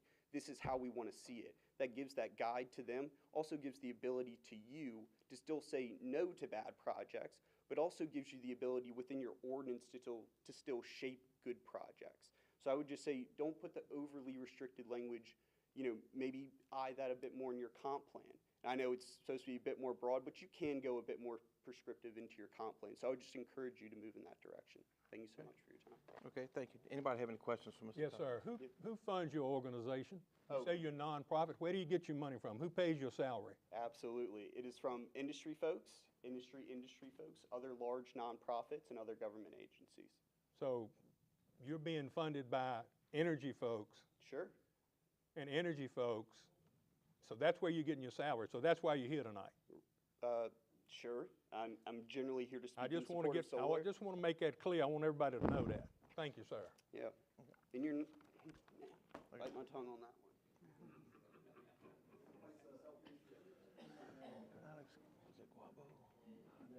Okay, y'all, I'm allowed one of these a meeting. One of these a meeting. I'm fixing to butcher a name, okay? So, Alex Garbo. Oh, yes! So I just wounded it, I didn't butcher it. Okay, Garbo, okay. All right, thank you. The floor is yours, ma'am. Yeah, okay, well, good evening. Good evening. I'm Alex. I'm an associate project manager at Commonwealth Energy Partners, CEP Solar for short. CEP is a Virginia-based solar company that partners with landowners, communities, and customers to deliver environmental and economic benefits across the Commonwealth. As someone who grew up in Virginia, I'm very proud to be part of a company that is Virginia-focused and has a mission to empower Virginia's clean economy. We're currently working with multiple landowners in Nottoway to bring small solar farms to the county. These small projects will provide enough renewable energy to power about 750 local homes and will generate over 10 times the current parcel tax revenues per project. We feel confident that solar can benefit your community in a number of ways and would love to have the chance to provide those benefits to you guys. And that's all. Thank you. Okay, I got one quick question. Board members, do y'all have any questions? Okay. When you say small projects, what's y'all's limit? These projects would be 3 megawatts. All right, do you have a reference in size as far as acreage? Yes, so that would be lower than 60, about 45, but that's the entire parcel, that's not the Under buildable. panel? That's Yeah. not 45 on a panel, that's 45 total project. Yeah, Okay. All right, thank you, ma'am. thank you. Okay. All right, Mike Mason.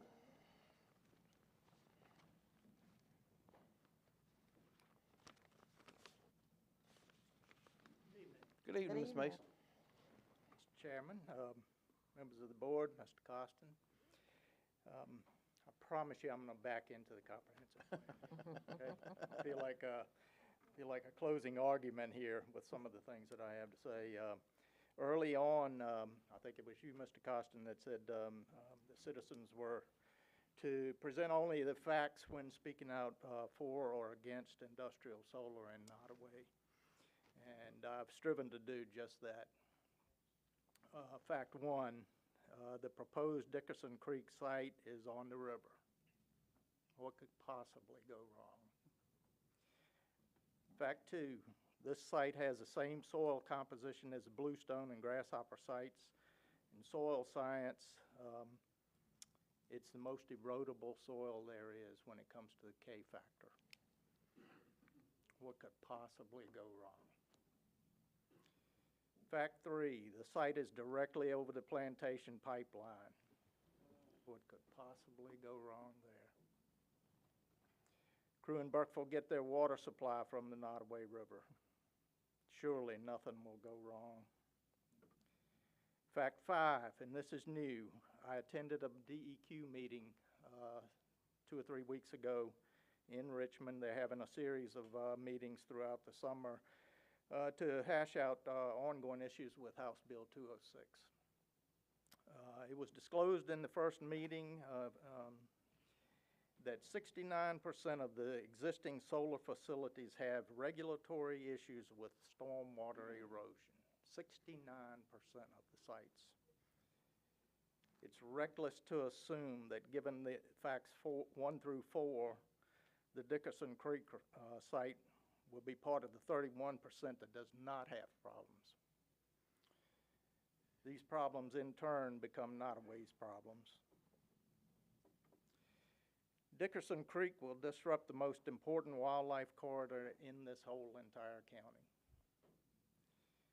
Fact 7, Dickerson Creek site will be adjacent to ecological core areas deemed outstanding, which is the highest rating that Valen assigns, and will directly impact land with outstanding or very high ratings on their forest conservation value maps.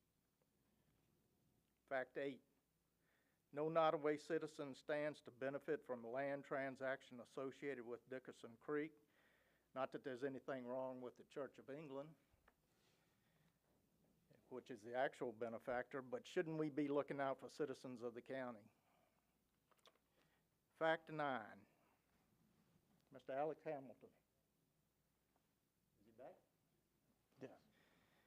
Mr. Alex Hamilton's land will be completely surrounded, except for his entryway, by panels and fences, against his will. For a moment, place yourself in his shoes and take in the fact that you've paid Nottoway County taxes for 69 years. And then it's all ruined by greed. There are no mitigation efforts whatsoever that will ever offset the dissemination of property he stands to incur. So I have to ask, is there anyone on this board, knowing all of this, that would be willing to approve the Dickerson Creek site, which is likely the worst spot in the whole county to place a solar facility of any sort?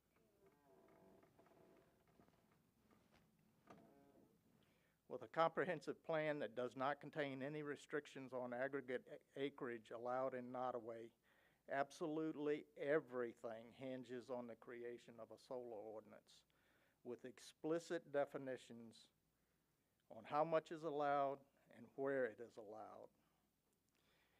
It's my understanding that the current Nottoway solar ordinance, and I'm not so sure that it's listed as renewable energy facilities. This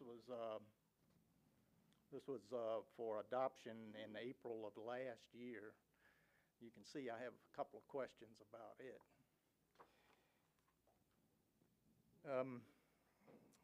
It's my understanding that this current solar ordinance was drafted in part by Solanesco, which would explain why they consider it to be strong. Done wrongly, the landscape of the county will be negatively changed for many, many years. Let's not make the same mistakes that so many of our neighboring counties have come to realize that they made. Hold our Planning Commission and Zoning Committee accountable to creating an ordinance for the county and not for the solar applicant. And I'm going to borrow some words from Mr. Ricky Rash. Food doesn't come from a grocery store, it comes from the land. Lumber doesn't come from Lowe's, it comes from the land. And foremost, they don't make land anymore.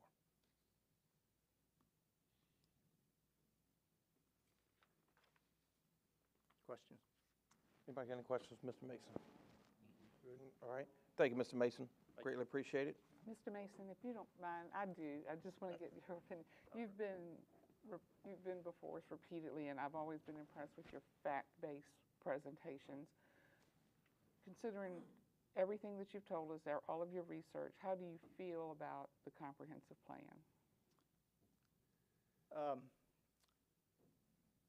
I'm displeased with the removal of the limitation based on kilowatt production.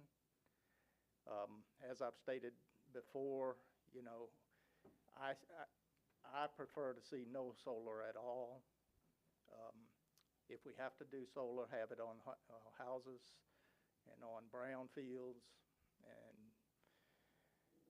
if we have to go beyond that, then it needs to have a limitation, much like I've endorsed before that Rockingham proposal. Proportionate to Nottoway County, of course. Thank you for the input. I appreciate it. Okay. All right, thank you. Mr. Alex Hamilton.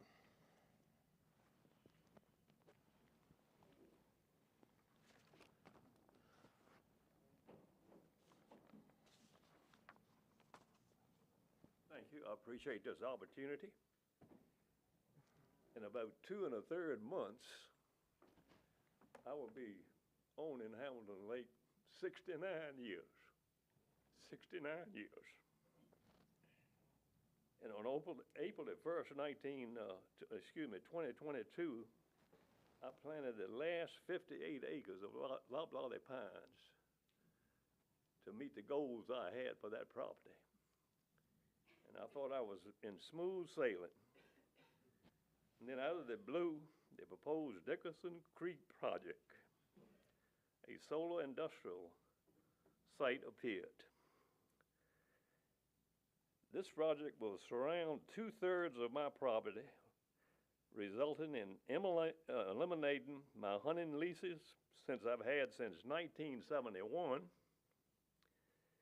because of soil erosion from the Stearns tract. That's part of the Dickerson Creek project.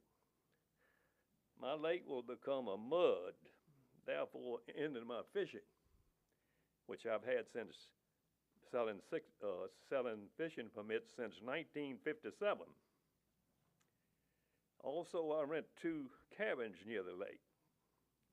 I expect great difficulty in renting with construction and noise going on at a solar industrial site, which will be right up next to my rental property.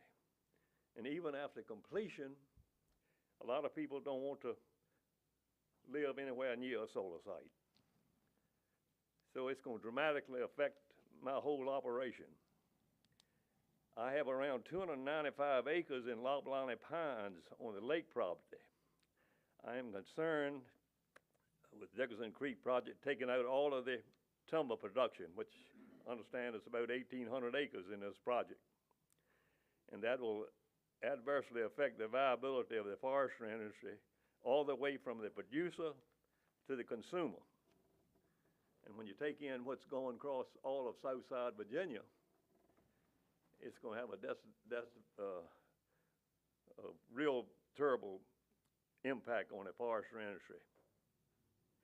In the southwestern area of Nottoway, the Dickerson Creek project will also adversely affect landowners within a 4 to 6 mile radius. I do not know anyone that is in this area that supports this project. I'd like to have some recommendations for your comprehensive plan to include in it: preserve the viability of agriculture and forestry, prohibit solar industrial sites on land owned by out-of-state or foreign residents or landowners. And the Cherry Tree Timber Company owns all of this land that's in the Dickerson Creek project, and you've already heard they are from London, England, and by the Church of England. I don't know how they got tied up with China, but China, I don't think, got different ideas than what they have with the land, I would think. Protect private property rights of landowners. Prohibit solar industrial sites that will adversely affect established business enterprises of long-term family-owned landowners. Protect land for its best use, forestry, conservation, environment, and hunting. And this whole area meets all of those standards. One thing I wish you would consider is to look at House Bill 206. Maine is a guide, because they had a blue ribbon group to study this for over 2 years to come up with their recommendations, and they took it to the General Assembly, and of course it passed the General Assembly, but it won't be effective till 1st of January 2025. But you could use that as a guide, and you have exceptions if the majority of landowners in a certain area desire to have larger acreages. I try to live by and to do unto others as you would have them to do unto you. I would like each board member to put yourself in my position. Would you like to be boxed in by a solar industrial site? I believe it is unethical, an invasion of private property rights, insane, and a sin to place a solar panel site on the proposed Dickinson Creek project. I believe you should limit solar panel sites to small acreage sites that will not impact the viability of agriculture and forestry. Homeowners and business shall be allowed to utilize solar features to enhance their viability and, above all, protect the private property rights of landowners. Thank you. Thank you, Mr. Hamlin. Thank you. Does anybody have any questions? All right, next speaker, Miss Daphne Norton.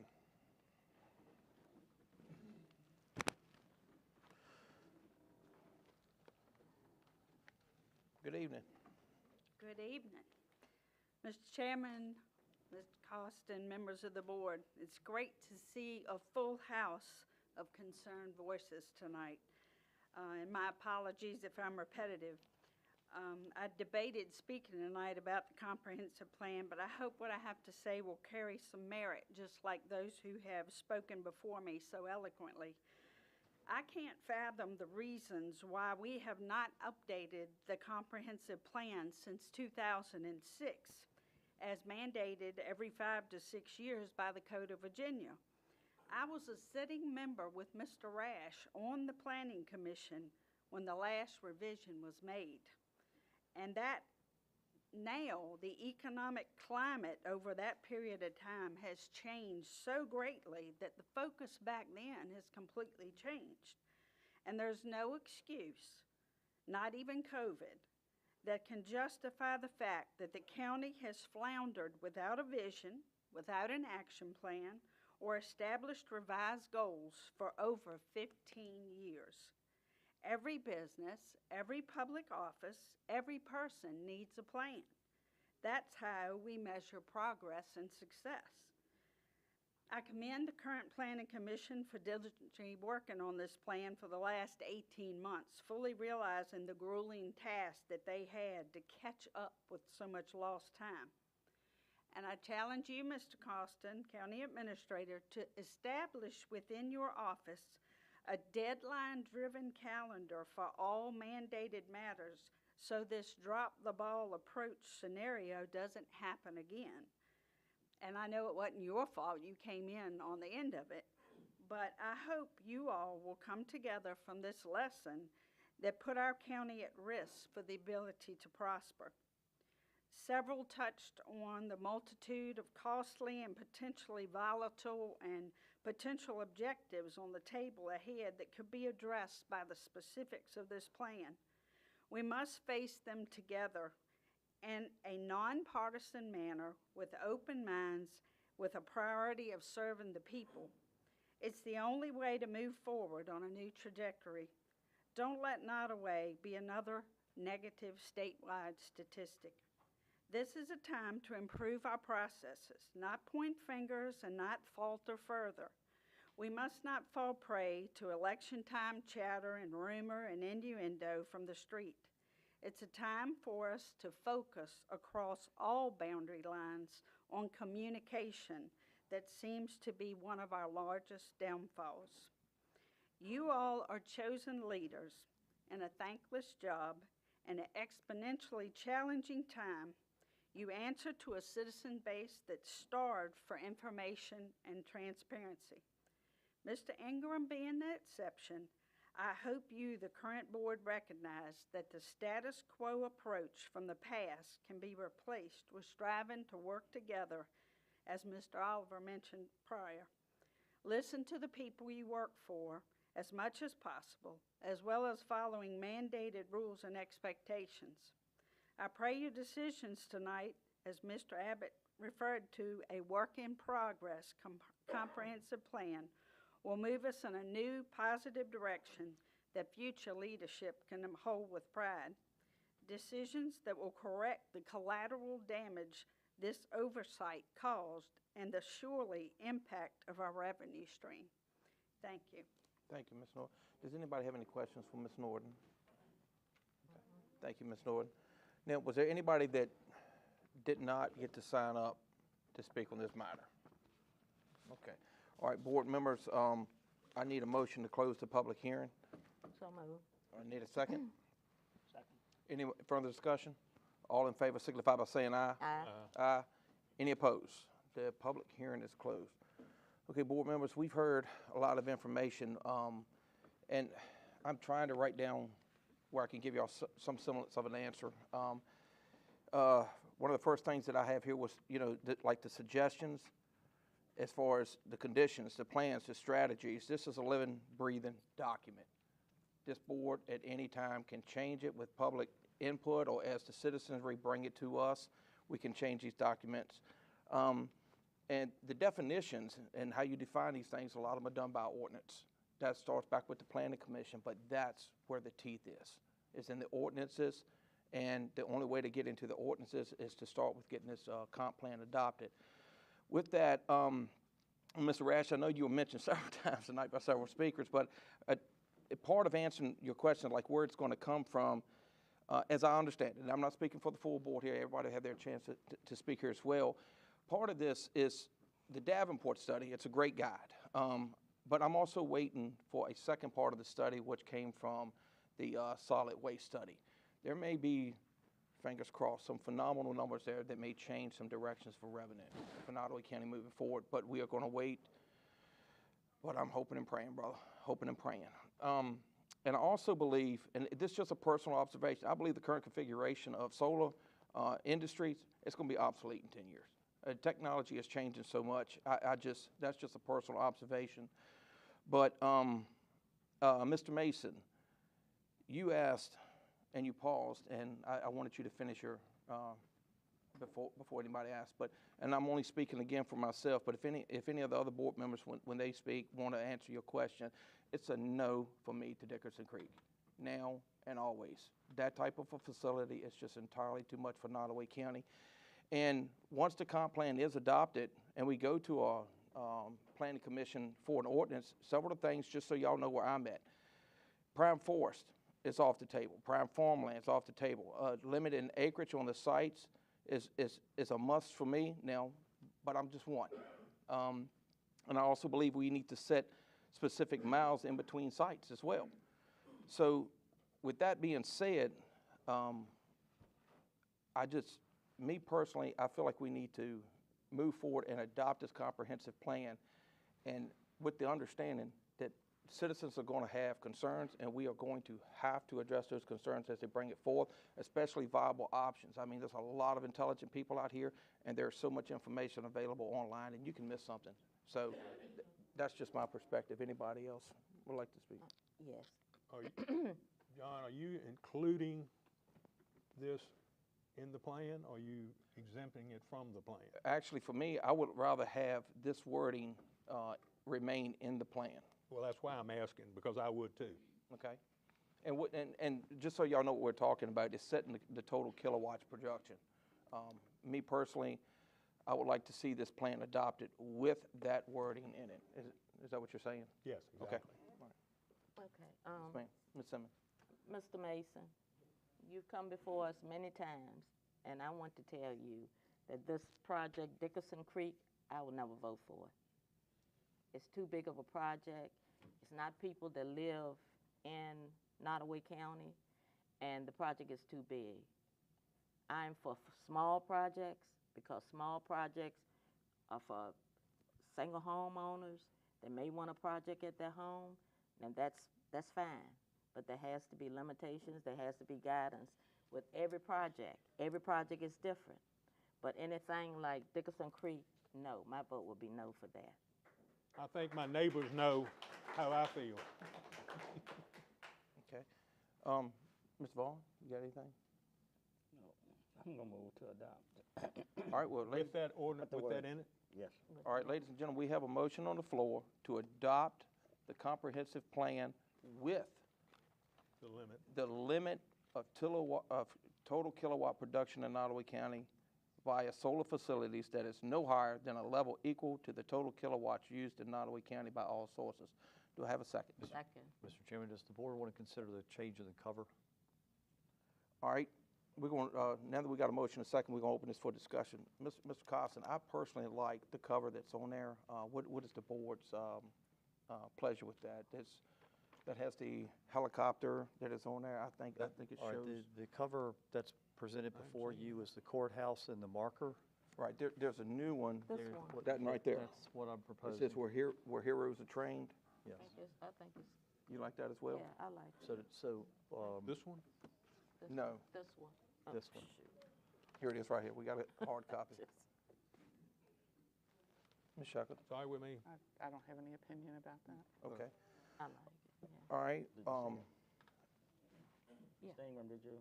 Yes, he did. Yeah, I saw it. Yes, sir. Okay. Thank you. All right, board members, do we have any other further discussion? I just want to add one piece. I appreciate everybody's concerns about solar here, but this is much bigger than just solar. It is much, much bigger than just solar. This comp plan is a guide, a vision for a lot of documentation. Like Mr. Abbott brought up, I believe it's 127 pages or something like that. It's a lot there. And Mr. Abbott, to your point, sir, just as you've always been, we are going to be listening more. And I say that because that seems to be the consensus of the board. So again, I'm not speaking for them, but that seems to be the consensus I've heard, so we can grow. All right. Can I ask for a point of clarification? Yes. Where it said PDC recommends deletion, you are removing all of those? Just one about the kilowatt, because I believe that's the only thing that was We're in not there. delivering, we're not eliminating, we're keeping it. That's We're right. keeping that. Keeping it. We're Keeping keeping it. that. I appreciate it, you're eliminating those words, Yes. Yes. because it's also on page 121. No, I didn't think you were eliminating. Well, it probably should stay in both places, I think. Well, I think what we're trying to get, if I may, what we're trying to wrap around is the document that was presented to you highlighted the areas where the Planning Commission recommended the deletions. You're not accepting the deletions. Correct. Correct. Okay. Correct. Okay, you're right. All right, board members, we have a motion and a second. All in favor signify by saying aye. Aye. Aye. Any opposed? The comp plan is adopted, ladies and gentlemen. Mr. Costin, I think we've heard, and board members, I think we should probably, we got this one item off our desk here, but there's another imposing one, is the ordinance, the solar ordinance.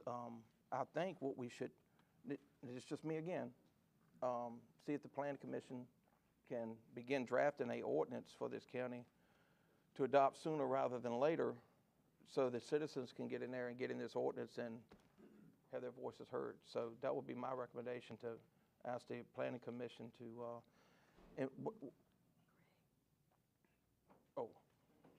yes, sir. Yes, sir. Yes, sir. Okay, thank you. I'm so sorry to interrupt. But one point of clarification from staff, is that we have a zoning ordinance committee right now, and we're in the process of updating the zoning ordinance. This kind of sounds like deja vu from last year with the comp plan. But I think this would be more appropriately handled initially through the zoning ordinance committee on that route. All right, can I ask a question? And of course, you're working with Mr. Zodi with that committee. Is it possible to get this thing going and get this thing done, drafted, and possibly get into a public hearing in 90 days? I mean, I just want to be realistic and see what is a time frame so we can try to hold to. If 90 days is not enough, then how long is a reasonable consideration for that? I'll be very honest. I can't speak for the other 10 members, but I can say, from my perspective, because, I like to write ordinances a lot, but it's doable, but the rub comes where you have these 10 members who have 10 different ideas of what they're reading. And so there will be discussions. We saw how long it took for the comprehensive plan to get from the Planning Commission before y'all tonight. But I think that we have to consider everything that we've heard tonight. We need to do that in an open and transparent setting where it's a working meeting. If we don't go ZOC, that's y'all's choice. But they aren't public hearings.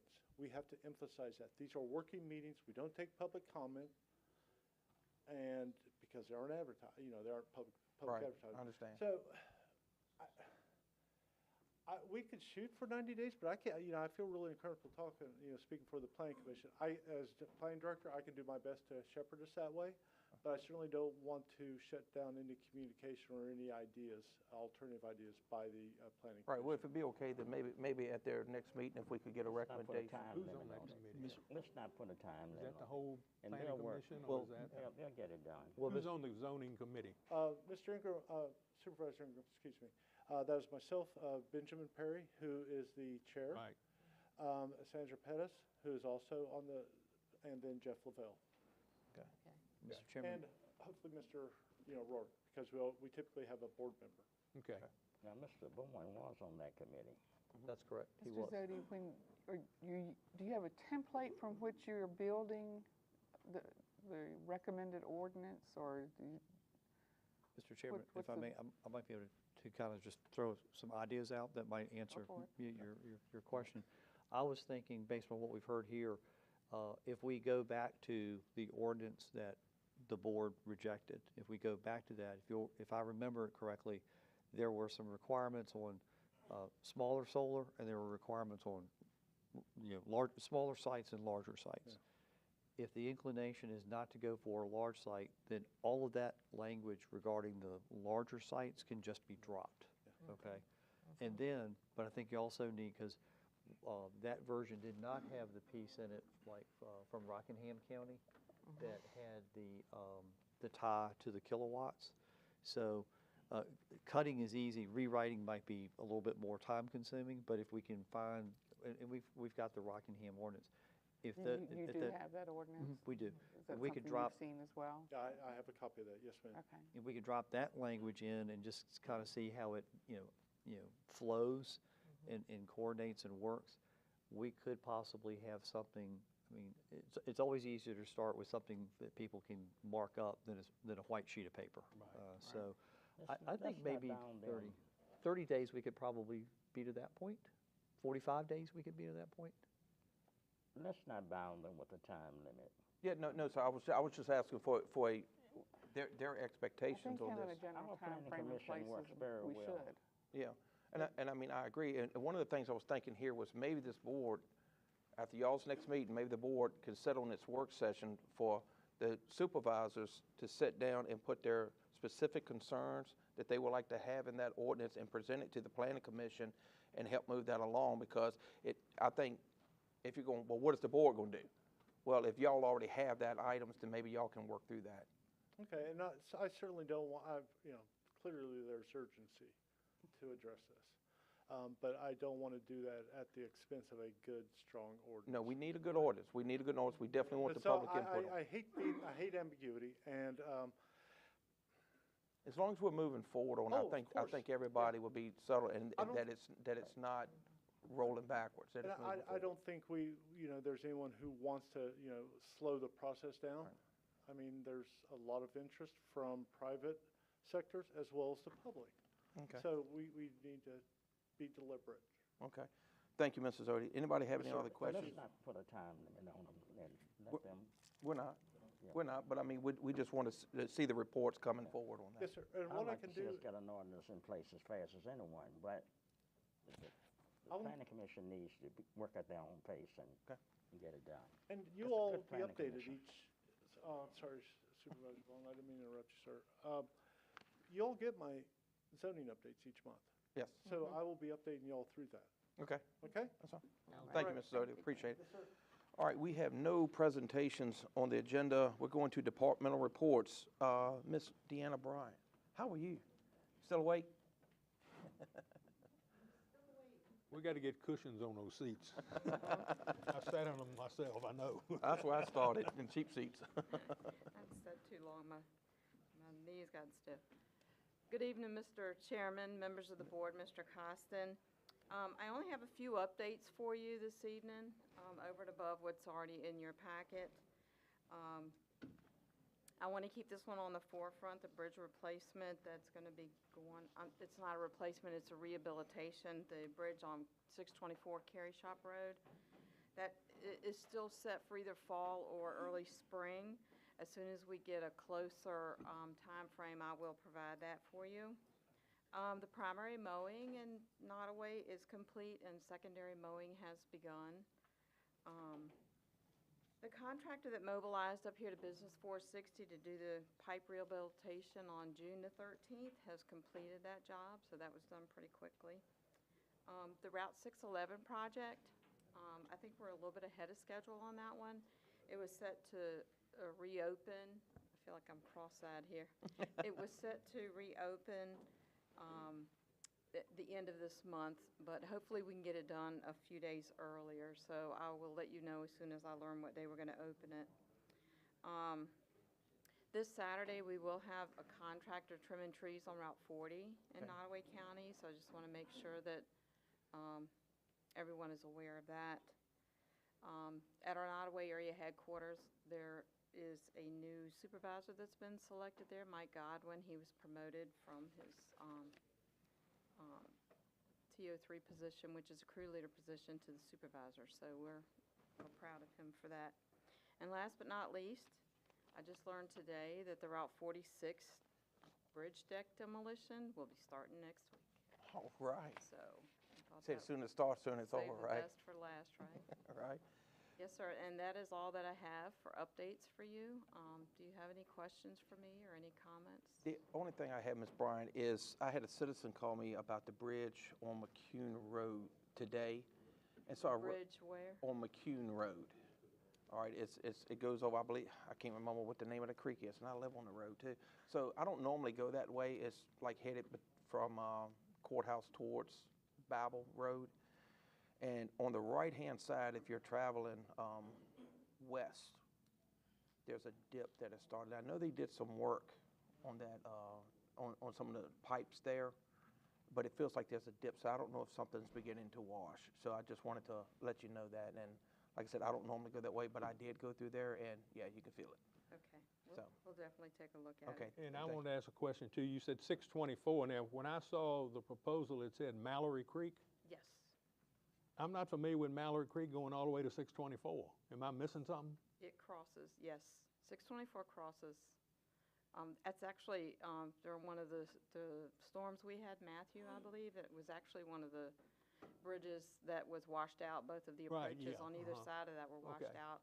And then Carey Creek, I think, up the road had also washed out. That was a pipe. Yeah, so yeah, that's on 624. Okay. All right, thank you. I appreciate sir. that. Did anybody have anything else for Ms. Bryant? Thank you, Ms. Bryant. Thank you. Always good seeing you, dear. Solid waste, all of these reports are in your package. Animal control, building inspection, Piedmont, Nottoway County Public Library, Nottoway County School Board. Anything from school board? Sure.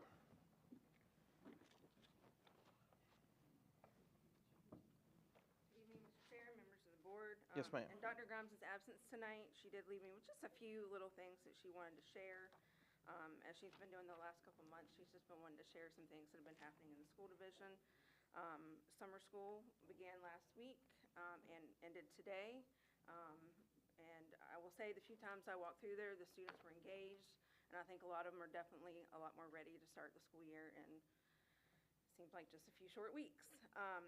We also had students that went on a 4-H trip earlier this month, which was a very successful trip, and we appreciate the partnership with Terry Abbotson's office with the 4-H and what they've been able to do with our students. And that was what we wanted to share this evening. Okay. Anybody have any questions or comments? I'll save it to the end. Okay. All right, social services, emergency service. Buddy is, oh, there he is.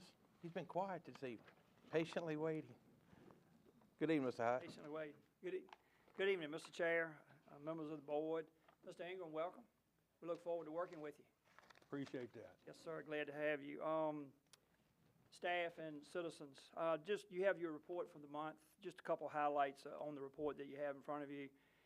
This month was a good month in that a lot of projects that we've been working on for months came to fruition. I always like it when that happens. Sometimes it takes time. But the collective efforts of all the fire and EMS chiefs and executive directors and captains of those organizations and leadership, we all work together on these projects. It's a collective effort.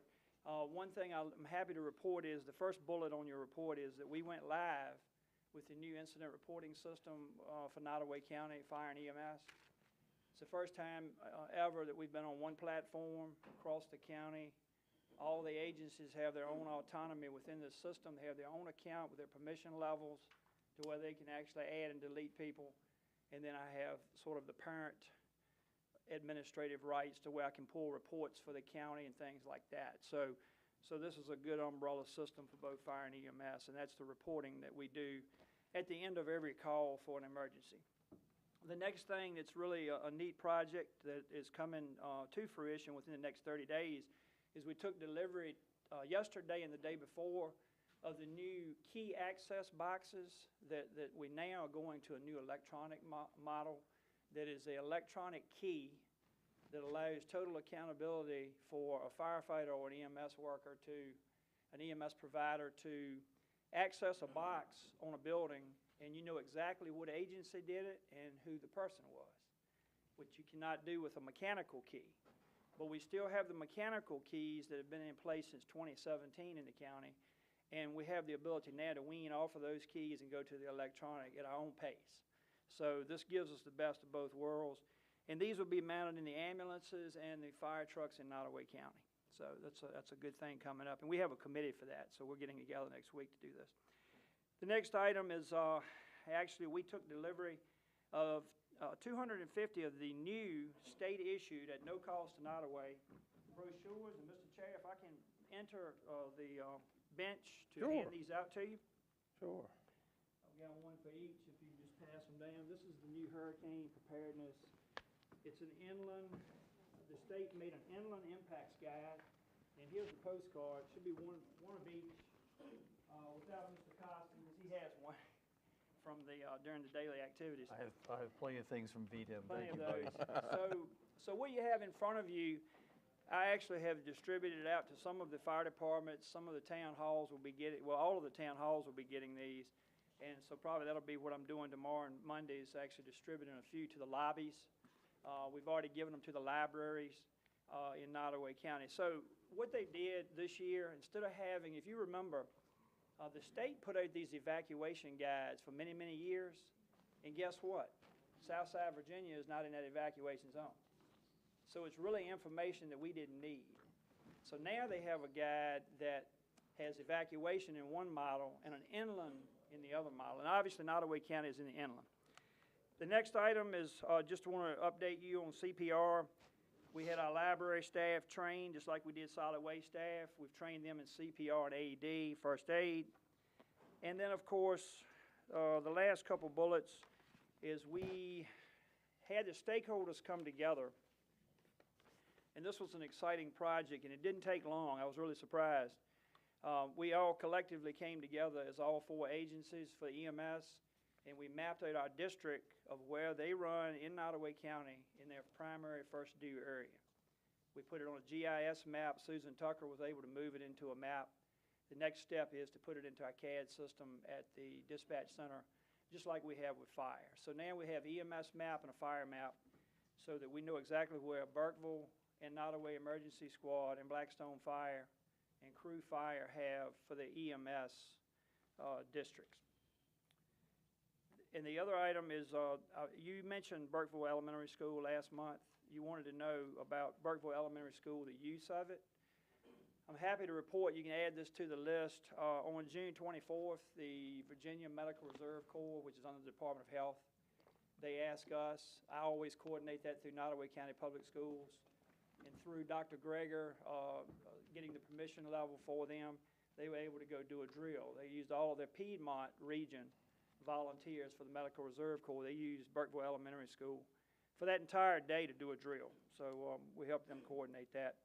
And then next week, we have a large week for our new radio project. And I'll close with that. We have 4 days next week that our review committee It has to come into the EOC to listen to proposals from the vendors. And on Monday, we start off with the engineering firm coming in to meet with our 11-person review committee, which makes up our Nottoway County Review Committee. So that's what we'll be doing next week, 4 days out of 5, to hopefully get you a good product to consider for our radio project. With that, I'm open for questions. Thank you, Mr. Hyde. Anybody got any questions? So if we get hit by a Category 3 hurricane, I'm gonna blame it on video. And we'll be ready. Yes, sir. No, you will. Thank you. All right. Mr. Zodi, do you have anything else from Planning and Economic Development? I would say I'd be brief, but that's proven to be impossible. I would like to update y'all, first of all, with the Western Piedmont Planning District Commission. They're our lead for the Eastern Universal Broadband BADI, and I mentioned last month the grant for broadband that we did receive a little bit over $8 million, the eastern side of this project area. Right now, they're looking to get the contracts finalized in Nottoway County for 3 sites to put the equipment shelters. And so, and I've already worked with them to get us, now it's admin and legal. Secondly, submitted the VA 250 grant with the assistance of Peggy Figler and Greg Eanes. And we're asking for $10,000 that the 3 towns provided, as well as the $2,500 contribution that y'all graciously made for this. Part of this issue, well, one of the things associated with this, with economic development in general, is that we can become a destination marketing organization. That allows us to have marketing, branding, and more robust tourism program. Right now, we don't have a tourism program. We don't have a welcome center. You know, we have nothing, and we need to have something. We need to stand out.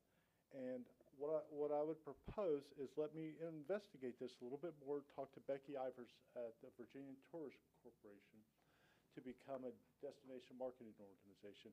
It's going to cost my budget, the economic development budget, about $16,000 a year. But we're going to get one-on-one help, and in my opinion, it is worth the value, because right now we have nothing. Nobody, you know, the whole Nottoway thing and right way, wrong way, Nottoway, come on. You know, we have to get serious about this and selling our county and collaborating with our partners in all 3 towns. And I think it's a worthy endeavor. We've talked about tourism and marketing. We haven't done anything about it. It's time we start doing that. So I will bring it back. I'm not asking for anything tonight, but I will bring you more information, more distilled information, so we can have a more robust conversation about that. Secondly, thirdly and lastly, dang, there's one more too, is we're going to submit I'm working with Nottoway Cares for the Petco grant. We're going to be applying for another grant this year. Okay. I'm going to work with the Nottoway Cares folks, and Sheila Estes has done a great job getting an annual report together and incorporating that into our grant. CRC was, and I'm not stepping on, hopefully I'm not stepping on Supervisor Fawn's toes. One of the things that I need to get, and I can work with Mr. Costin, is flags for the Heartland Industrial Park in Keysville. That's CRC's new location, wonderful location. Oddly, there are 6 out of 7 flags there, and because we're not part of this group, this industrial group, I would request, and I spoke to Melody Foster about this yesterday, we need to get at least 2 5x8 Nottoway County flags to fly there at the CRC headquarters in that industrial park. And I think that's a good way for us to, you know, hey, we're collaborating. And I think those kind of small things, maybe perhaps insignificant to some, I think it's the right direction. And if it's okay with y'all, I can take it out of the economic development, because budget, you know, put that line in. But just 2 5 by 5 foot by 8 foot flags. Okay. What size are the flags we have currently? I think that's about the right size. We've got various ones, but a lot that I found when I first got here, I distributed out. I gave one to Fast C. We've used a couple out on the front. Okay. So we can find some flags. But yeah, if it suits, and you know, we don't have to go through any additional expenses, that'd be great, you know, as far as if there's flags that, if we still have any of those, Yeah. just use those. If you'll forgive me for saying this, I think we can get a flag quicker than Blackstone. I'll hear about that from Mr. Colburn. He said right at, so you'll hear about it in a minute. All right, thank you. Thank you, Greg. All right, constitutional officers, reports, Jane Brown's not here. Sheriff, do you have anything, sir? Okay. Ms. Meyer, by the way, we need to change that right there. Rayford, yes. Yes, okay. Ms. Hudson, I don't believe I saw her, and Ms. Watrous, do you have anything? Okay. All right, thank you. Oops, backside. All right, unfinished business. Here we go. Animal shelter update, Mr. Costin. All right.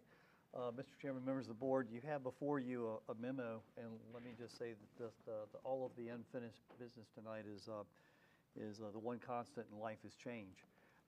Since I did this memo, we have actually heard from a general contractor who has gotten access to our animal shelter plans and has come back with a price range that they think that they can do this project in. Now, please keep in mind, everyone, please keep in mind, the bid process was concluded. Ken Bridge was told that we were rejecting their bid, so everything that's happening now is just conversational. We have a couple of, we know of at least 2 general contractors out there who have poked their head into the portal, looked at the plans, and one has come back with something in the neighborhood of $3.5 million as a rough estimate, which is way better than 4.9. I have spoken with Mr. Phillips. He is still of the opinion that it's still too early to go back out to bid. I've also spoken with Mr. Davenport, Mr. Rose with Davenport, the financial advisor, and he believes, as do I, strike while the iron's hot. So what I would ask the board at this time is for the permission to put back out to bid the animal shelter as it was originally proposed. Board members, what's your pleasure? I don't have any problem with that. I don't even. I'll make a motion in favor of that. Okay, so we have a motion and a second to place back out to bid the animal shelter project. Any more discussion? All in favor signify by saying aye. Aye. Any opposed? There you go, Mr. Costin. Thank you. Just for your, I'll just draw your attention to Nottoway Cares contribution report is behind that memo. And board members, just for the sake of while we're on that subject there, I'm just asking a question, not assuming or proposing anything. As far as the animal shelter should go, we've heard it from citizens at different times. I'm just going to ask y'all the question now that we're on this subject and have the floor for ourselves. Should we be doing anything different than what we're doing as far as the animal shelter goes?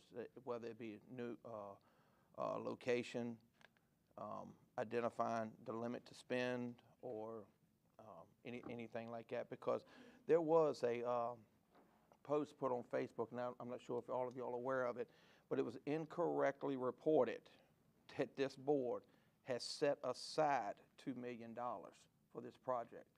Now, as far as I know, this board has not set aside 1 penny for this project. Everything is still open, but that was out there. It was posted by a media outlet, and that's very unfortunate that they would post something that inaccurate. So and with that, I'll go back to my original question. Is there anything that we should be doing different? I know the CARES group has put a lot of work in it. I know our MM has put a lot of work into it. It's just, I just wanted to ask the question. Do you have thoughts on it? You asked the question, you must have some thoughts. Well, you know me, I always got a thought, but it just goes back to, it's like, while we're out to bid, is there anything we should reconsider specifically with the older building that's standing there? Should we be looking for a different location? The only reason why I mention location, that's not going to change the footprint of the building. You know, even if you find another piece of land somewhere, that's not going to change the footprint of the building, but that question has been posed. You would have to start from beginning because you're putting that same Right. football on a different piece of property with a different topography, with a Right. different soil.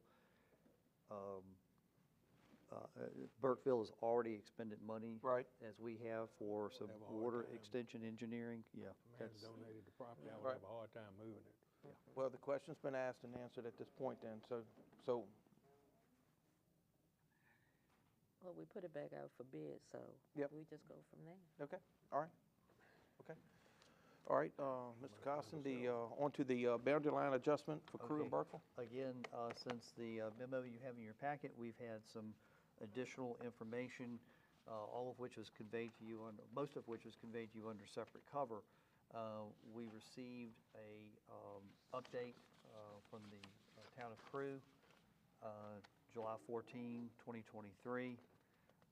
And then we received earlier this week a revised map proposal from the town of Burkeville, which is depicted here.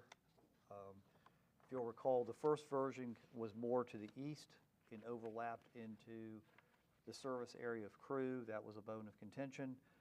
Then there was a second proposal. That is the proposal that you have in your bound book. And then we received this week.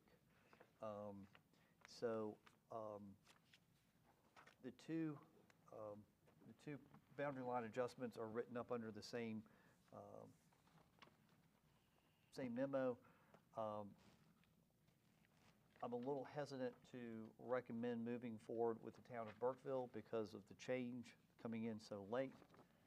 So your suggested motion, number one, could be adjusted to leave out the town of Burkeville and move forward with just the town of Crew. But then there was also an alternative motion that basically delayed until both towns had gone forward with their respective public hearings before you proceeded with yours. Again, I'm just a little concerned about the switch, the quick change on the map from Burkeville that came in, after the packet went out. The reference that was on the cover to it was to reflect some input from nearby property owners, and I just have some hesitations about jumping on something that has been noted. This is a large boundary line adjustment in the course of the county's history at one time. It just might bear a little bit more study and consideration. I'll also note that this evening I handed out the meets and bounds description that was received this morning from the town of Crew, but it reflects the map that you have before you. Be happy to take any questions you have at this time. Board members, if I could make a suggestion real quick. First of all, I think we ought to separate it. Just separate, make it two separate motions, one for Crew and then one for Burkeville. Instead of tying these together, it is two total separate different items. It's two different boundary line adjustments. They are going to public hearing, and personally, if I could make a motion, I'd be motioning to go to public hearing and on August 16th for Crew's boundary line adjustment public hearing. Mr. Chairman, when you make a statement like that, you're trying to tell us how to vote. And I don't appreciate that. But anyway, I don't feel like we need to approve either one of them. We need to delay this. You have intelligent people in Crew. You have intelligent people in Burkeville. Now, intelligent people can get together and work out these differences. And that's what I think should be done. Mr. Vaughn, to your point there, sir, I can say whatever I want to say. I'm duly elected up here, and I can say whatever I want to say. And anything I'd say whether I was the chair, vice chair, or sitting out in the pews out there with the public where I started. To my point is, the attorney from Burkeville came up here tonight and said, that the towns aren't meeting, and you're saying that let them do it. Well, I've had enough of letting them do it. It's time to get this off our plate too. I'd love to see a motion on this board to go ahead and move forward with this. I have a question. Yes, sir. I was under the impression, I read the letter from Mayor Miskovic on July the 14th, that the towns had solved the problem. And now I'm hearing they hadn't solved the problem. So what happened between July the 14th and tonight? Yes, sir? Could you come to the mic, please? I had asked the town of Crew if they were willing to do a joint agreement, because I think it makes it easier. I think the supervisor, Vaughn and Shackleton, had told me directly, we want these two towns to work it out. I think, previous conversation with Mr. Rourke a couple months ago was, hey, the two towns should be able to work it out. I've had outstanding conversations with Mayor Miskovic and Town Manager Scudder. For some reason, after the June 27th meeting, I never really got any replies other than the council's looking at it, the council's looking at it. And I told him in the meeting that I had with them, and there was 4 of us in there, myself, Councilman Smith from Burkeville, their town manager, Jay Scudder, and their mayor, Phil Miskovic. And I told them I'll have my attorney write up a joint agreement.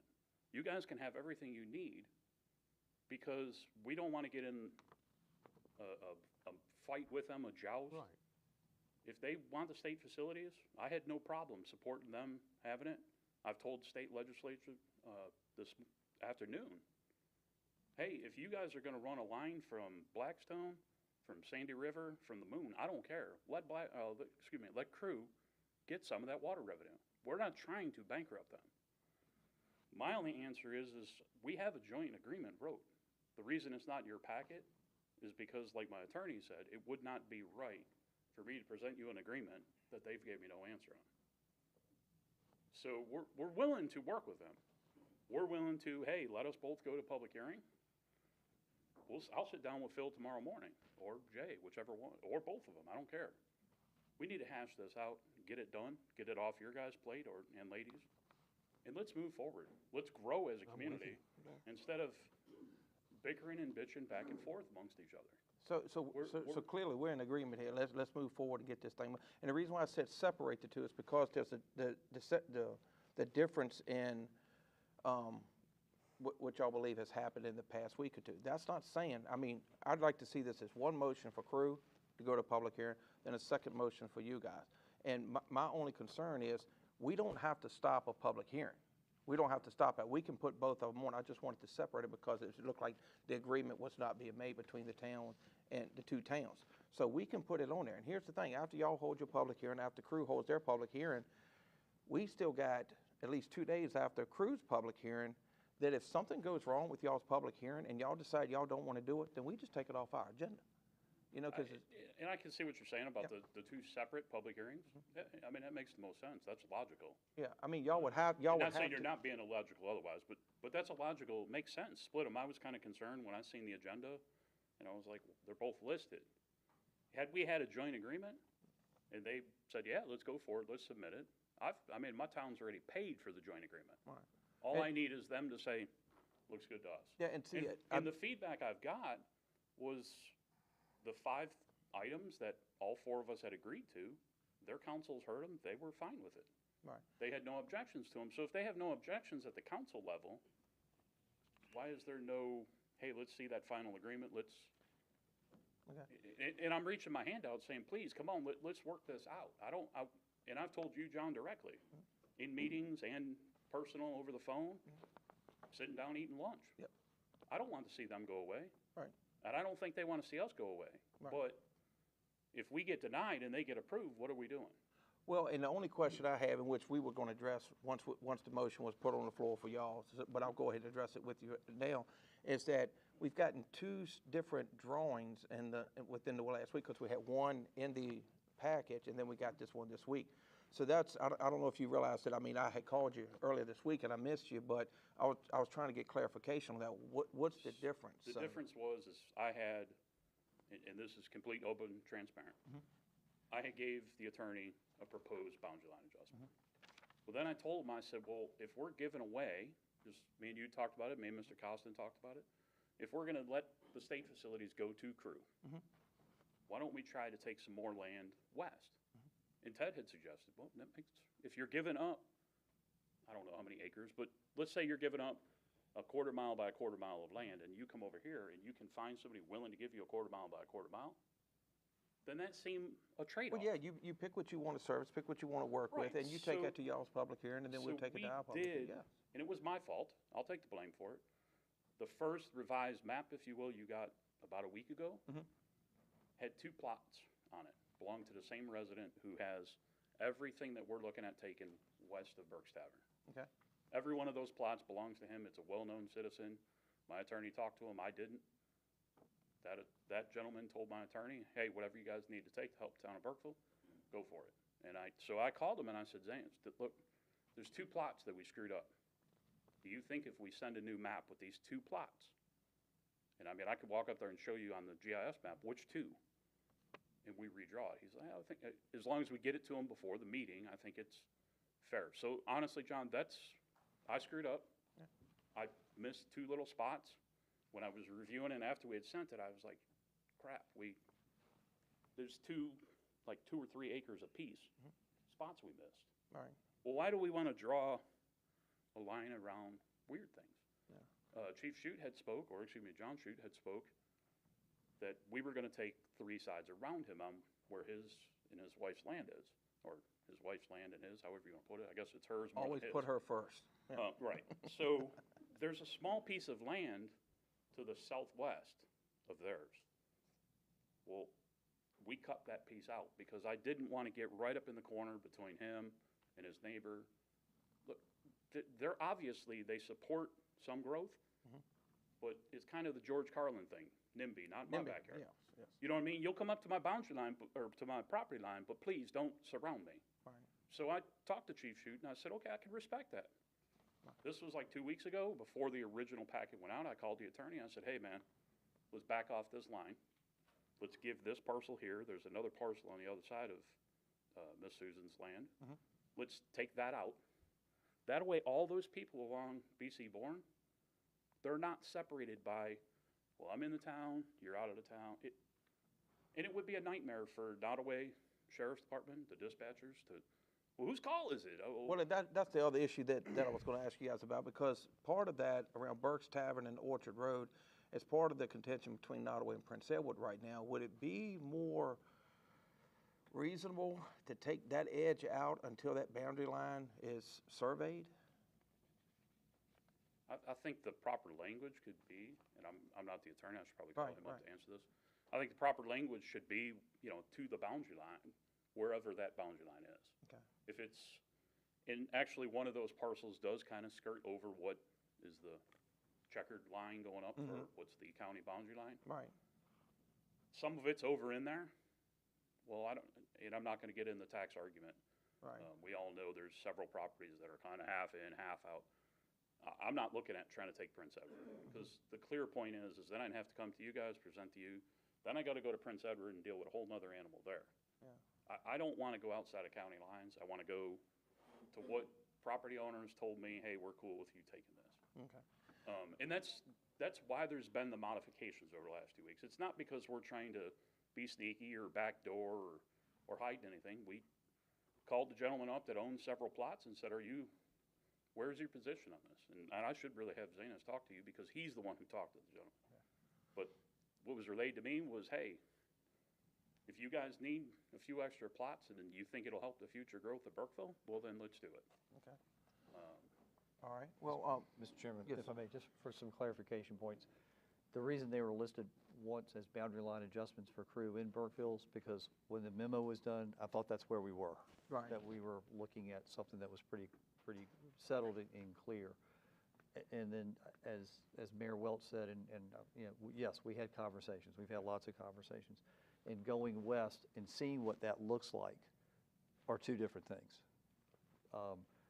I'm really concerned about, and from the communication that I received That's from. the new one? Yes, sir. See, I hadn't seen that. What I think it was sent to you in an email, because that's how I got it. I got it in an email.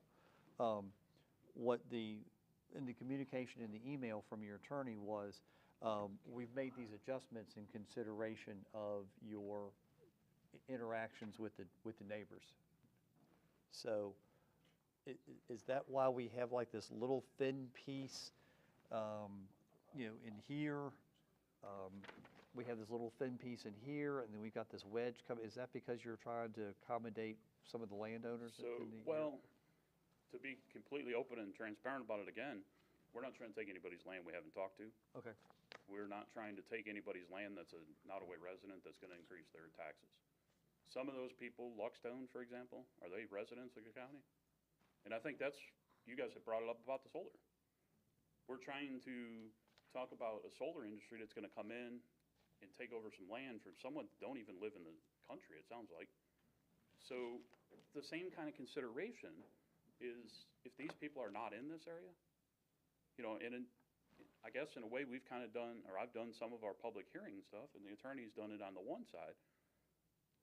I heard what Chief had to say. I went up there and talked to him at the firehouse like 2 hours, and he said, look, man, I don't have a problem with what you guys are trying to do, but how are you going to service those areas? Well, we've got water on that side of the highway. Okay. Sewer ordinance allows you to stay on septic. And there's no houses, but I think 3 of them that were being brought in. 2 of those 3 houses, there's 2 businesses, 1 house. Currently, that's inside of the bypass, if you will. They're calling my chief for police service all the time because they don't want to call 911 for whatever reason, and it's not my business. So my officer's going out there and helping out the county, answering those calls for them. We're providing trash service to them. We're providing some sewer, and one of the business gets sewer, water, and trash. So very similar to Crew's argument. Look, we're providing services to some of this. So you're trying to find the sweet spot between the other part, if you don't mind me approaching right quick, I'm going to show you one plot that's. Sure. We have copies of all the maps. Okay. Why don't you mark it, which one you're talking about? But I guess what you're trying to do is find the sweet spot between willing impacted landowners and your capability to serve subsequently. We don't want, and this down here is future development along 360.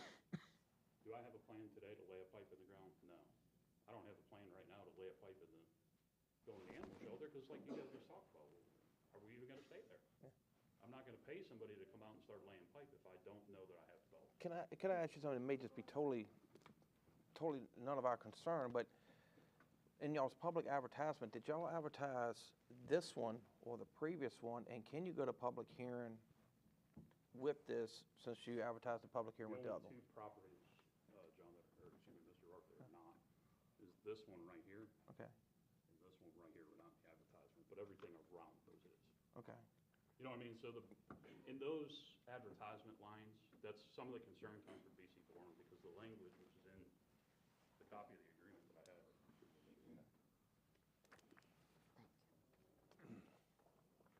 But if I'm understanding you right, I know Crew's ready to move forward. It sounds like y'all are ready to move forward, to get to your public hearing. Yeah, the town of Burkeville has a public hearing on August 3rd. Okay. So I mean, just not trying to cut you off or anything, but in order just to move our meeting along here tonight, I see no reason why. Quick, if you don't mind me. Yeah. That spot right there that's circled in that plot has 2 of our freshwater wells. Gotcha. Department of Drinking Water. As what? What did you say? 2 of their drinking wells. Oh, that's the, okay. 2 of our active wells are there. They don't appreciate it being out of town. Gotcha. Okay. Even though the little squares that are in that plot are deeded to the town of Burkeville, they don't want it. All right, well, let's move forward now, board members. I think we got 2 items. Number 1, do y'all want to separate the motions, one for Crew, one for Burkeville? I think we need to give them more time. I still believe that Crew and Burkeville need to sit down and work out their differences. Okay. It would make it so much easier for this board if they did. I think separating the motions is a good idea. Okay. Ladies and gentlemen, I don't think it's What were you far off. saying, Lynn?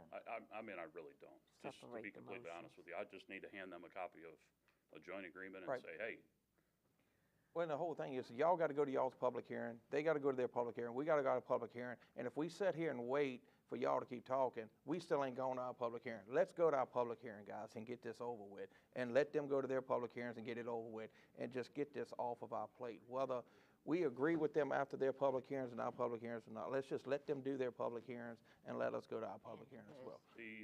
Hold on 1 second. Mr. McRoberts. Sorry to interrupt, but the way the statute works is you have to have an agreement that you advertise. And I hear at least a couple of different things being discussed here tonight, so I'm not entirely clear what they're going to advertise, and I certainly have no idea what you're going to advertise. Okay. What is, Mr. Smith, if you don't mind, could come to the one.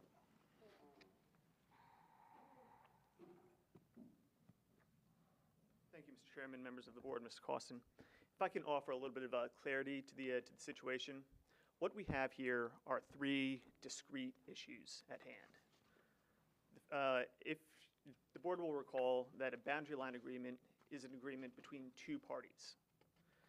The town wishing to extend their boundary and the county accepting or rejecting the agreement. So what the town of Crewe is asking for is the first issue, our boundary line agreement. That's, and it sounds like the town of Burkeville is perfectly on board with that. So that should, in my opinion, be its own separate motion and have its own separate public hearing. The second issue at hand is the result of the 3.5-hour meeting between the town of Crewe and the town of Burkeville, where the mayor of Burkeville provided us with 5 points for agreement, or 5 points of discussion. The one was regarding the, and you have that in your packet, regarding the post office, which, you know, is a non-issue per Congressman Spanberger's office from her conversation with Mr. Costin several years ago. The second was regarding fire services area, which Mr. Hyde, about 20, 30 minutes ago, basically mentioned is really not an issue because there is a map that shows where those where that is, and the towns have, and town boundaries have no, don't control any of that. The third issue at hand was, I don't remember. I'm sorry? I mentioned the post office. But anyway, there were these 5 issues. The town of Crewe has no objection to any of those issues. And with any of those issues, there really is no... The sewer plant, right, which is a speculative issue, which we're not, we have no objection to the concept of, but we'd have to explore further some sort of an agreement, even if some sort of an agreement like that would even be legal to enter into. So the idea that we need to enter into some sort of an agreement regarding those 5 issues is, I think, a bit erroneous. The third issue at play, so that the first issue was the town of Crewe's boundary line agreement. The second issue was those 5 points, which the town of Crewe has no objection to any of those 5 points, and we made that clear to the board, and so we're perfectly in line with Burkeville. I'm sorry. One of those issues was supporting the town of Burkeville with their boundary line adjustment, which again, the town of Crewe has no objection to supporting the town of Burkeville when they come up with a boundary line adjustment that we can see and we can ensure that it doesn't infringe on our boundary line adjustment. The third issue at play here is the town of Burkeville's boundary line adjustment request, which is again an agreement between 2 parties, the town of Burkeville and Nottoway County. So that should again be its own motion, have its own public hearing, and the town of Crewe has no objection to that in concept. The town of Crewe has not seen their meets and bounds. I assume that they have a meets and bounds. The town of Crewe, in creating its boundary line adjustment request. Took the last year and a half to do so, to talk to the neighbors, talk to the impacted property owners, to create a meets and bounds, to work with CRC to do a GIS, and to go through all this process. We have a letter going out first thing next week to all the impacted property owners to let them know about our public hearing and the proposed boundary line agreement. So I would suggest that that first issue at hand is a little bit more advanced than the third issue. That our boundary line adjustment is a little bit more advanced. We are not opposed to the Town of Burkeville's boundary line adjustment. We haven't seen the Town of Burkeville's boundary line adjustment, but as long as it doesn't infringe on our service area, we are perfectly fine with it. Okay, to your point, Mayor Miskovic and Mr. McRoberts too, please let me know. Because it's two different items here, so we're going to look at it as two different motions, okay? Does crew, with the way they explained it, and Mr. Costin, if you understand it too, where you can present to the attorneys for a agreement, do we have what we need to present for advertisement for the boundary line adjustment at the public hearing? We have the agreements. Okay. Can I get a I would need to review it, but other than that. Talk to our attorney about it. Yeah, I mean, I'm prepared to do, what I've been doing is I've been waiting for y'all to say, yes, let's Gotcha. move forward with an Gotcha. agreement. And I haven't heard that yet, but as soon as I hear those words, and I know their attorney, I know their attorney, and I can certainly work with them to finalize the form of the agreement. Board members, can I please get a motion to go to public hearing on August 16th for Crew's boundary line adjustment?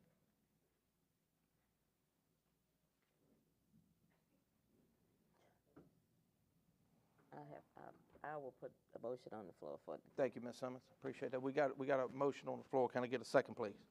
I'll second it. Okay. All in favor signify by saying aye. Aye. Any opposed? No, I'm not for that. Okay. He's opposed. Motion passes for public hearing 4-1 with Mr. Vaughn says nay. Okay, now to Burkeville. Just for clarification, if I can, this was the mutual one we wrote. Our advertisement, to answer Mr. McRoberts' question, we presented our advertisement for the 3rd to have a Burkeville only and a mutual. Okay. We've advertised this one. Okay. Since I hadn't shown it to them, I didn't feel it was respectful to Okay. submit it to y'all because I didn't want you. I understand, but this may be pretty simple. Do you have everything that we need to go and advertise public hearing for Burkeville boundary line adjustment as far as the agreement? And I would need to review the agreement and approve it. Yes, sir. What I have is what you have in your board packet, which is what the version was as of Friday. And if it's been changed, I don't have that. It was just those two little parcels that I. Then I don't have the most current thing, but if you can change that. Yes, sir. Mr. Costin, you do have the agreement as it stands. The only thing that altered was the map, and so the map was just an So exhibit to the agreement. the agreement reflects the portion. map. Right, yes, sir. Okay. And so you do have Then the I have what we appropriate need. materials, and to your county attorney's point, we have advertised it for both of those types of agreements, so you would be able to move forward with Okay. with public All right, hearing. and also I believe that if there's any legal issue here that our attorney finds prior to the public hearing, we can always cancel the public hearing and take it off the agenda that night. So, again, I ask board members, can we get a motion to go to public hearing August 16th for Burkeville boundary line request? So moved. Second. All right, all in favor signify by saying aye. Aye. Any opposed? Okay, motion passed. Thank you. Thank y'all. All right, sorry. All right, new business, board appointments, Mr. Costin. Actually, that's you, Mr. Chair. All right, let's run one with 4, if we could, please. It's pretty much the same thing. All right, the surplus school property for Blackstone, Mr. Costin. Okay. You have a, let me catch up here. J2.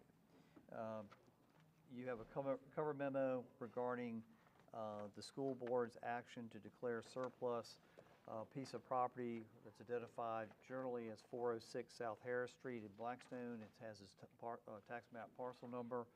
I have confirmed with Superintendent Grimes and Ms. Meyer that that's the entire piece of property that they wish to release. I've also spoken with Town Manager Van Orbeck. The town is willing to take the possession of the property. Obviously, this issue's been going on for several years. You have a suggested motion to receive the property deemed surplus by the school board, and that we prepare the necessary documents for the execution by the chairman and eventual recordation. And then right on the heels of that, you have the opportunity to convey the property to the town of Blackstone, and a suggested motion to put into play staff and legal staff proceeding to be able to meet the statutory requirements to convey the property to the town of Blackstone. Okay. Board members, y'all have any questions of Mr. Costa? And the property is depicted on an attachment I'll make the which motion follows. to receive the school board property. Okay, we have a motion. We have a Okay, motion. then Blackstone. Yeah, we have a motion by Mr. Vaughn to receive the property, if I understood it correctly, with the purpose of turning that property over to the town of Blackstone. Is that correct, Mr. Vaughn? That's right. All right. Can I get a second, please? Second. Okay. All in favor signify by saying aye. Aye. Any opposed? All right. That's taken care of. No. All right. The second motion is to Convey to direct, Blackstone. yes. Convey. Okay. All right. The surplus school property for the town of Crew, Mr. Costa. All right, this one has a little bit of a glitch. The resolution that conveyed the property conveyed all of the properties identified as 205 East Pennsylvania Avenue. The whole parcel number's there. When I met with Dr. Grimes and Ms. Mayer, what we found was, and it was clearly not their intent to do this, but the way the resolution's written, it conveys all of this property that's depicted there in front of you, including Golubic Stadium. And that was not the school board's intent. In fact, when we met that day, they were able to produce for me a plat of the property, which basically kind of creates a true triangle parcel around 205. Okay. The plat, I suggested it get reviewed by the town to make sure it met with their subdivision requirements. I understand that's been done, but the school board attorney kind of was of the opinion that the resolution needed to be amended. So until you have a plat in front of you that you can actually see what you'll be receiving in a clear resolution, staff recommends, and again, consulted right before the meeting, school boards and school staff's in agreement to defer this item until next month. I'll be fine with that. Do you need a motion, or can we move forward with the consensus to defer? I move to defer receipt of the school board property and Crew. Can't take my stadium. Second. All right. All in favor signify by saying aye. Aye. Aye. All opposed? All right. There you go. Mr. Chairman? Yes, ma'am. On the, related to the school board property on Harris Street in Blackstone, we voted on the motion to receive, but did we go forward with the motion to advertise for the public hearing? No, we didn't. Okay. No. We missed What I heard was in your suggested motion that receive and then proceed to public hearing. Oh, that was included in that? That's what I heard. Yeah, Okay. because I was talking about with the intentions to give it to Right. pass it on to Blackstone after that. So now, if we need a second motion for legalities, that'd be fine We too. do have to have a public hearing. Yes. So Right. that would be at the I'm next sorry, I board. missed that that was inclusive. Okay. No. We can put it in there just, Yeah, just to cover us. That yeah, we move to have a public hearing for the Blackstone property. All right. Do you want a second? Motion in that? Yeah. I did. She just Okay, made. the good. I second. Okay. Okay. All right. All in favor for the public hearing on which date, guys? Do we want to do this? It would be the It would be August meeting, right? Well, the Yeah, reason why I August say, meeting. the reason why I ask, because we already got 2 public hearings on that date. Do we want to go to September? I'm just asking. I'm willing to do it. This one, you wouldn't think would be. I don't Yeah, think it's I agree. I'd So, have it all, yeah. would you like your motion to be for August 16th public hearing? Yes, for August Okay. 16th, I second that. 2023. Okay, all right. All in favor signify by saying aye. Aye. Any opposed? All right. Okay, all right. All right, board members, Quick question here about the committee deals, because that's where we're at now, Parks and Rec, and then the board appointments as well. J1, okay. Yes. Okay, as far as board appointments, we've got, Mr. Vaughn was is the secondary on the CRC, and I like to go ahead and, if the board agrees, have Mr. Vaughn be the primary to the CRC for the remainder of the year, if you're willing, Mr. Vaughn. Yeah. Okay. So at that point, we would need a secondary in case Mr. Vaughn is not available. Does anybody want to make themselves available in case Mr. Vaughn, and Mr. Vaughn don't miss a meeting, so this ought to be easy for someone. Does anybody? I'll be secondary. Okay. So if we could, I'd like to go ahead and point Mr. Ingram as the secondary. Do we need that in the form of a motion on that appointment? I can do it. I move that Mr. Vaughn be the primary representative, and Mr. Ingram be the secondary representative on the CRC board. All right, can I get a second, please? Second. All right, all in favor signify by saying aye. Aye. Any opposed? All right, got that done too. Okay, what was the planning commission, guys. That's one I myself am willing to set on unless somebody else has something just through the end of the year. With the planning commission, I'd be willing to do that. I did attend last Tuesday night's meeting unless somebody else wants to volunteer, but I'm willing to do it. I was going to recommend Mr. Ingram for that, and he'll be doing what Mr. Bourne Yes, sir. did. That's why. I mean, I don't mind. You don't mind? No, I don't mind. Okay, all right. Generally the Tuesday night before this meeting. Yes, sir. Okay.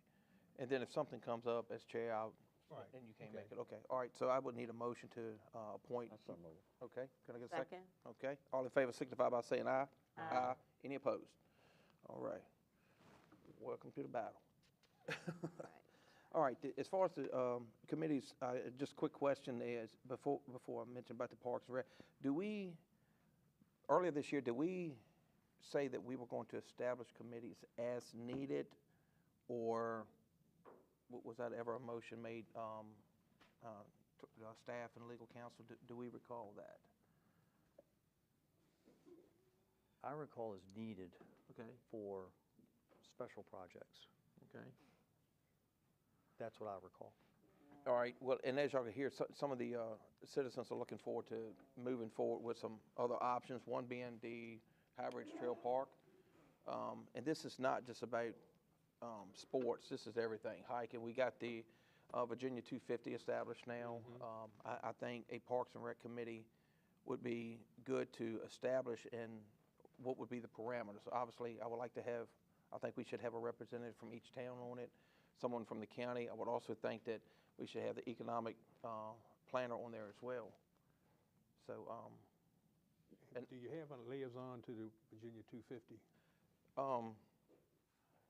Greg, you're on the 250 as well, aren't you, as a liaison? I'm on it too. Oh, okay, you're on too, Yeah, okay. I'm on it too, yeah. Okay, well then, you'd be the liaison to the board for Okay. that, okay. All right, and guys, as far as the Parks and Rec, again, that'd be one I'd be willing to volunteer for, unless y'all want to appoint two. I'd be glad to serve with someone else. And a question to that is, does a committee have to have a chair? And the reason why I say that is because anytime you create a committee, you have to say you trust in one more than the other. I mean, with that appearance of that. So if we don't have to have a chairman for any subcommittee or anything like that, I just assume not clarify anyone as the chair, just the two members of, say, the Parks and Rec committee. But there again, This committee, is it going to look into establishing a park and recreation? absolutely, Ms. Vaughn, to your point, I think we got a big one that may come up on Suller Creek Road at the county. The county's got a lot of properties, scattered out that we can look at something like that. There's 80 acres sitting over there that we may not use in the future. But you might. Right. Also I have get to have a staff. But absolutely, a And park. you also have to have a budget. Yep, absolutely. And I think this is beginning. So again, if you want to do it one, and then we can get with staff as they start to catch up here I don't know that y'all will ever catch up, but I want to be respectful of y'all, not dump a lot of stuff on y'all, but this is something I think we can move forward with.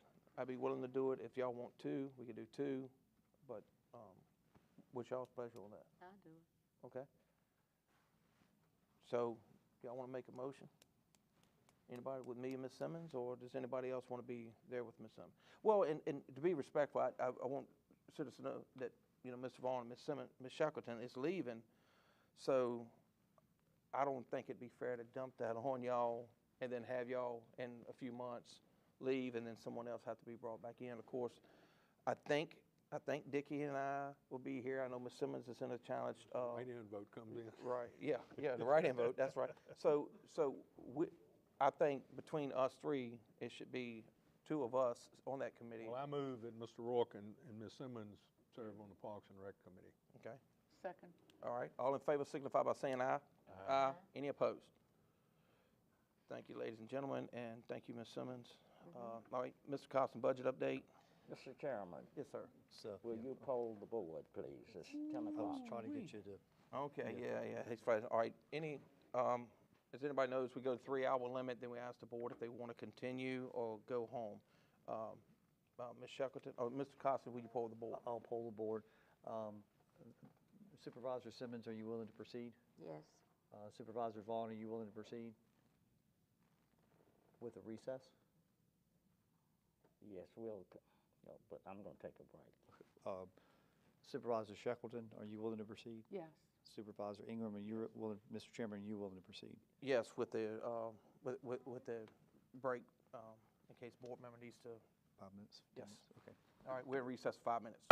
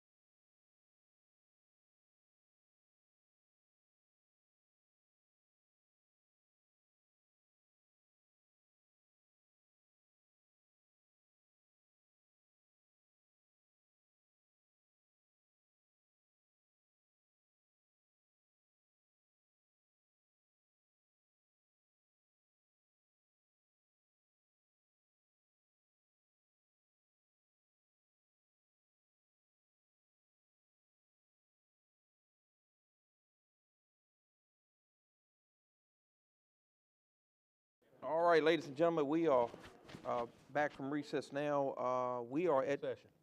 Yes, we are back in session, back from recess. Yeah, we're out there playing on the monkey bars, right? All right, so we're at the consent items.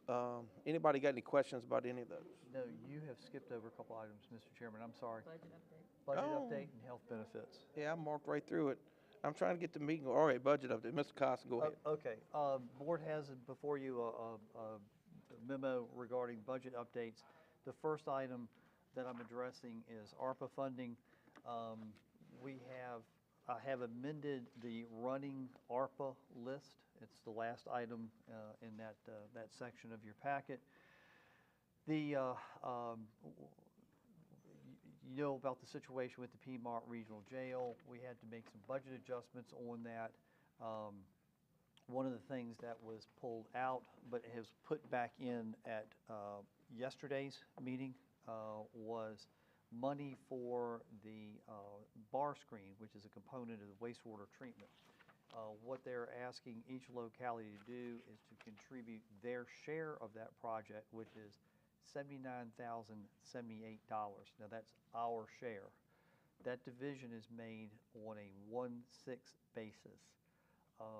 So it's an equal division or the total project.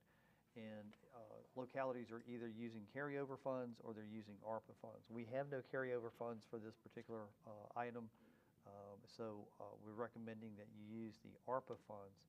I'll also let you know that one of the things that was being considered was a proportionate amount, so that depending on how many inmates you sent, well, that varies. But right now, we're number one. We send more inmates to the regional jail than anybody else. I ran the calculations for the last 3 months, and we're somewhere around 26.8%. So we'd be paying more than a quarter of this. So if you will, this is a deal. And I would ask, you have a suggested motion there to release the ARPA funds for this purpose. Okay, board members, y'all have heard it. Y'all have any questions Ms. Costin presented us? Mr. Costin, we're in possession of this round 2 ARPA funds now. Yes, ma'am. Okay. Yes, ma'am. I'll move to utilize round 2 opera funds for the Piedmont Regional Jail up to the amount of $79,078. Second. All right, all in favor signify by saying aye. Aye. Any opposed? Motion's passed. Mr. Costin. All right, also under the ARPA topic, this was discussed at your last meeting.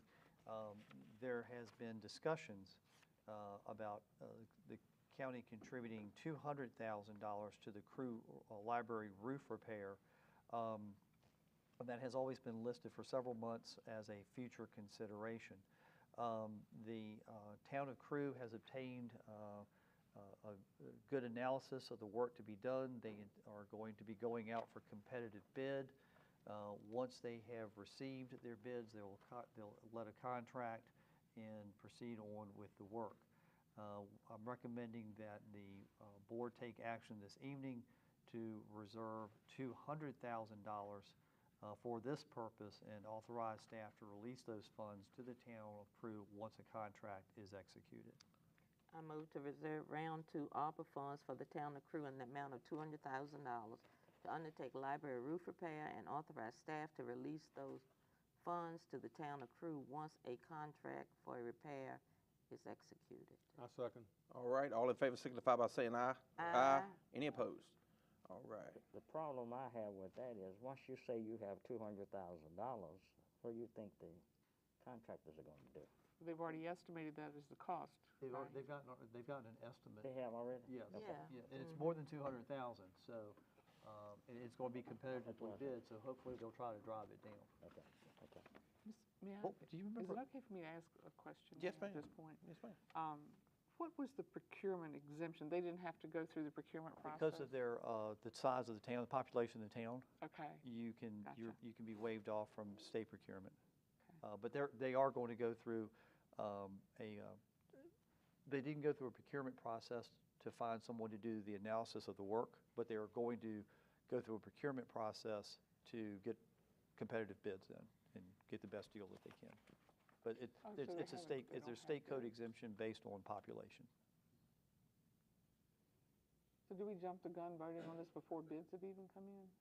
No, ma'am, you're just reserving the money. Okay, This so is just very, reserving the money. it's very much akin like what you did with the, I compared it to the 75,000 that you reserved for the regional steps housing Gotcha. project. Okay. And I think that was conditioned on all the other localities in the region contributing. And if that's the case, I understand it, we release the 75,000. Yeah, I see to your point, Ms. Shuckner, what you're saying there. Our portion won't increase. That any additional of that will be on crew. Gotcha. And as I recall from the meetings, one of the things was they didn't feel like they had to do this, but we were pretty assistant, especially Mr. Cost was pretty assistant that they followed the state procurement on this because it was our ARPA funds that we were given. So The But we response. didn't, right? We didn't follow state procurement. yeah, did they we? are. They are putting this out The to bid. bids. Yes. They are putting it out to bid. We haven't contributed money towards the analysis. Right. We will be contributing money towards I the see. construction. You referenced a procurement exemption, but Right. that was the exemption for the analysis. Yes, ma'am. Okay. Yes, ma'am. Yes, ma'am. All right, John. Okay, moving on. There were some questions asked about the use of communications tax throughout the community, and this kind of came to light, though it's been around for years, during the solid waste management study presentation to the board on June 8th.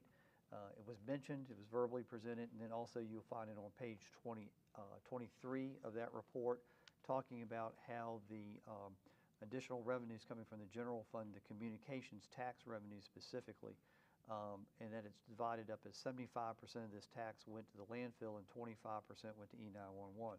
The concern was, I guess, because of the name communications, why isn't it all not going to E911? Well, you've got a couple of paragraphs there of history, both in terms of state legislative action and county action in response to the state action. But the bottom line here is that any funds received through this tax is considered general fund revenue and can be legally used for any expense of a local government at the discretion of the Board of Supervisors. So you're fine to continue to fund the landfill through that particular item. And no actions required. This is only for information. Okay. All right. All right. Now, this is the big one. So, when the board adopted the budget, it did so with absolutely no salary increases, and we've gotten into a little snag with the comp board. And again, this is also complicated by the fact that we have expectations that we were going to have a state budget somewhere around June 20. That didn't happen. Now we're hearing it's possibly August. Now we're hearing it's possibly September. I think we have to make the assumption that there's not going to be any change to the budget. If that happens, that happens. But we need to move forward to release the 5% of the comp board funding for salary increases for all the persons working in the affected offices. We can't do that until the board actually does an appropriation motion, and you have an appropriation suggested motion there for you. I'd be happy to take any questions, but this is sort of a gotta do and need to do now in order so that the constitutional officers can certify that they are receiving the comp board money and putting it where the comp board intended it to go. Okay, so this also is, what you're telling me is we are required to do this and it must be 5%. Yes. No ifs, ands, or buts. It's 5% based on the way the state budget, the position that they're following is when the governor presented the budget, the biennial 2-year budget, we are now in the second year of that budget, and in that budget he had a 5% increase. And while other aspects of the budget were not ever settled between the House and the Senate, but they did accept the biennium budget a year ago, those provisions are in place. And this is only the comp board positions, correct? Those offices that are funded through the, in whole or part with the comp board. Okay, board members, y'all, if you got any questions for Mr. Costin, or what's your pleasure? I'll make the motion. Move to appropriate the 5% salary increase for all positions in those offices funded in part by the Virginia Compensation Board in the fiscal year 2023-2024 Nottoway County budget. That's almost, I second. All right, we have a motion and a second. Any more discussion, guys? All in favor signify by saying aye. Aye. Any opposed? All right, next item, Mr. Costin. I'm going to turn the next item over to Ms. Presley. Oh, Ms. Presley, please join us. If you're still awake. I'm trying. I can't feel anything, but we're good. Good afternoon, board. I am coming to you with Ms. Sarah Struckman with One Digital if y'all have any questions after the presentation. We spoke with One Digital last week on the 13th about our renewal rates. Currently, we have Anthem for our health, dental, and vision policies. Anthem came in with a 6% increase originally for the health, 4% for dental, and 7% increase for vision. After One Digital did shop the market for us and came in with quite a few responses, and there was two that actually came out ahead of Anthem's renewal rates, and that is United Healthcare health benefits and also Aetna's. After further looking into what United Healthcare offered us, we didn't think, and we were also recommended that that wouldn't be the best choice at this time, even though that came out as the top one choice of better coverage.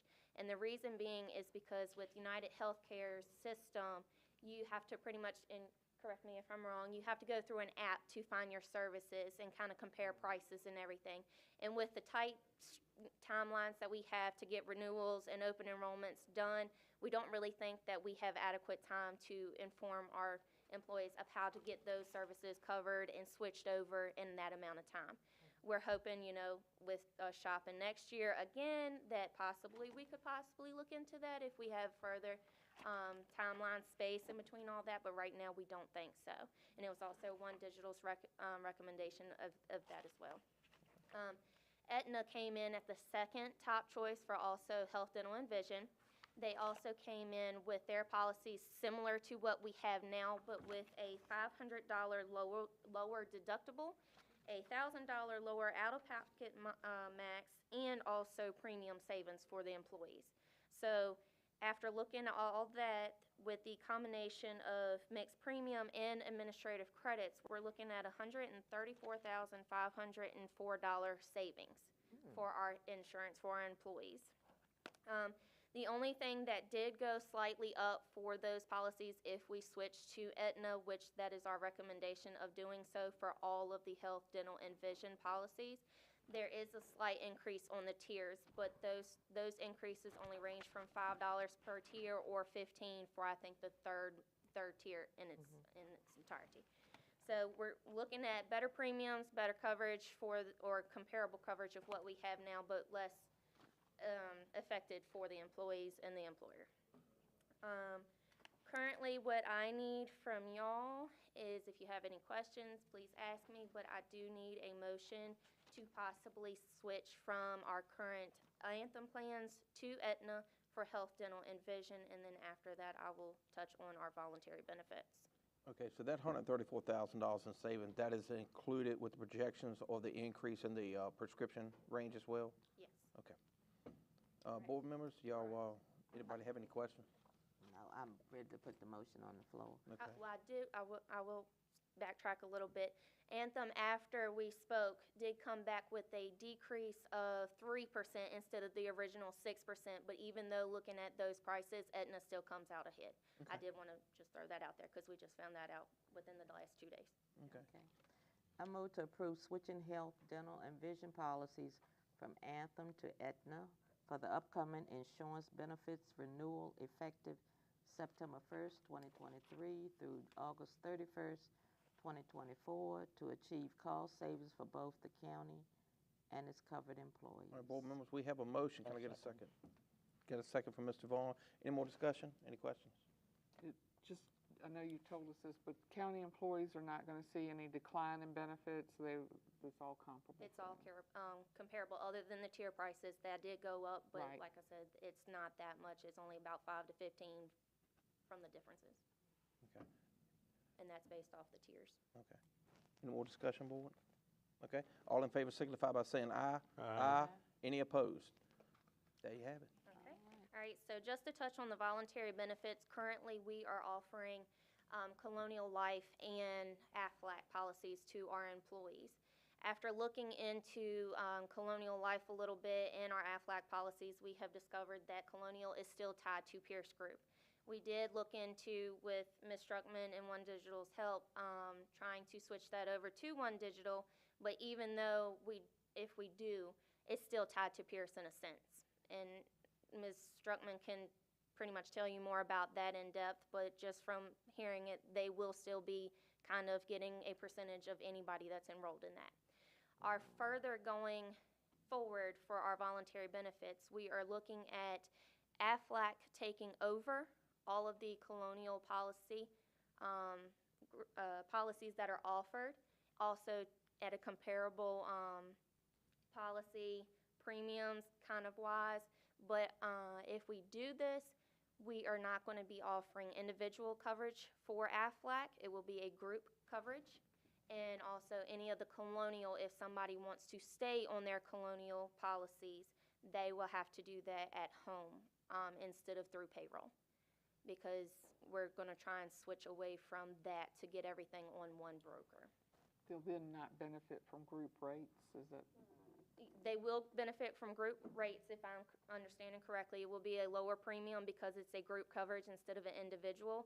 And with the comparable policies of what they have now, everything should be more beneficial to the employees.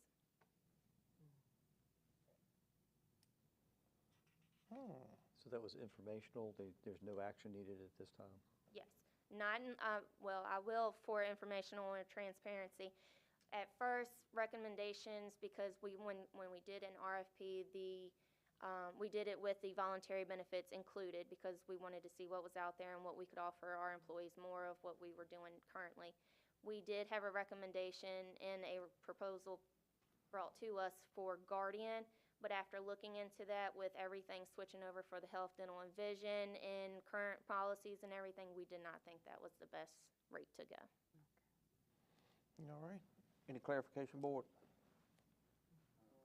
Okay. All right. Thank y'all. Thank you very much. Appreciate you. Appreciate the savings. I want to thank, Mr. Chairman, if I can, I want to thank Ms. Supervisor Simmons, because she helped us pick, was involved in the selection of One Digital. Sure, not a problem. Thank you, Ms. Simmons, as always. All right, consent calendar. Board members, can I get a motion to accept? Move to approve the consent. All right, can I get a second? Second. All right, all in favor signify by saying aye. Aye. Aye. Any opposed? Okay, all right. So correspondence, informational items, the CRC. Is there anything in there that y'all needed to discuss, guys? All right. Sales tax receipts as well. All right, Mr. Costin, your administrator's report, please. All right, I ran through a list of meetings, the unusual meetings rather than my regular meetings. Do want to let you know that we did have a security assessment done with the Virginia State Police Division 1. Mr. Huban escorted him around, but the sheriff and the staff from the Piedmont Regional Jail joined, so we got a lot of good perspectives. I am waiting for the state police final report, and we have a good lead or two on getting a disabilities assessment done. This will all be rolled into a report for you all to consider, and this is in relationship to the Judge Teefe's concerns. Okay. We have conducted one round of interviews for the finance director. There was a follow-up, I like to call it a discussion, and that will be something we can take up later this evening. You've got other personnel actions listed out there, including the planned interviews for the Comprehensive Child Services Act coordinator. Most of the other items that you have, that I've been dealing with, were addressed in cover memos. I do have two late items, or somewhat late items. One is similar to the discussion we had at the LRA property.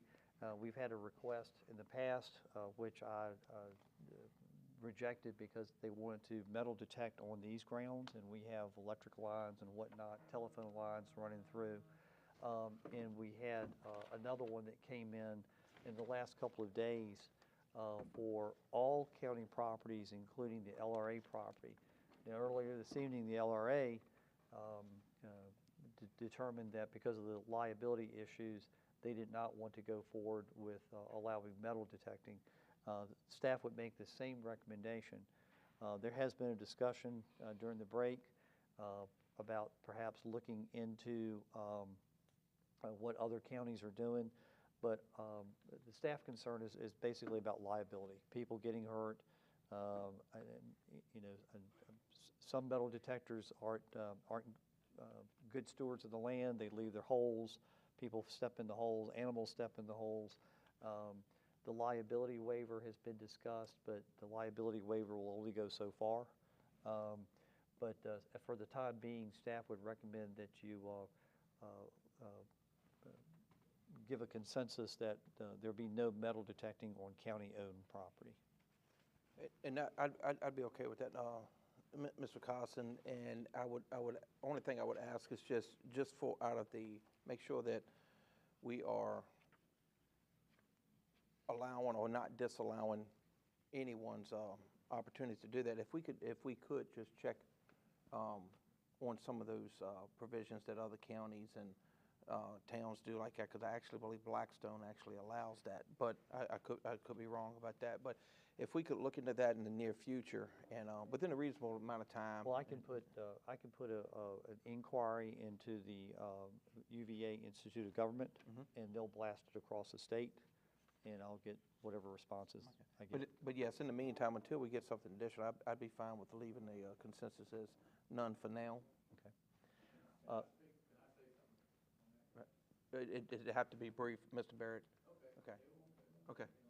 I don't have nothing written on paper or anything, and I'm just, I live in the county. I'm a citizen of Nottoway County. I know y'all are all elected officials. I pay taxes in this county. This is public property. I mean, at any time, it can be accessed by anybody that wants to go on it. And you don't have any kind of waiver from liability from somebody from the public just walking on that property. I mean, what's in place to guard against that? You see what I'm saying? I mean, at least this way you would have a signed, if you would allow metal detecting on that property, you would have a signed piece of paper relieving you from liability, relieving the county from liability. Okay. And it's a hobby that, there's a lot of people in this county that do that. And I mean, there's more people out there than probably what we realize that do it. And it would benefit a lot of people in this county to be able to get out. I enjoy doing it with my grandchildren, with my grandsons. I take them out with me all the time. And it's teaching them about the history of this county. Every time we find something, a relic, we research it and find out, 1700s, 1800s, coins and stuff. I mean, it's just a fascinating sport. It's something that, that when we teach the younger generation, it's something that they can do for the rest of their lives. It's just a hobby. It's a sport, Okay. And I don't think we should be denied access.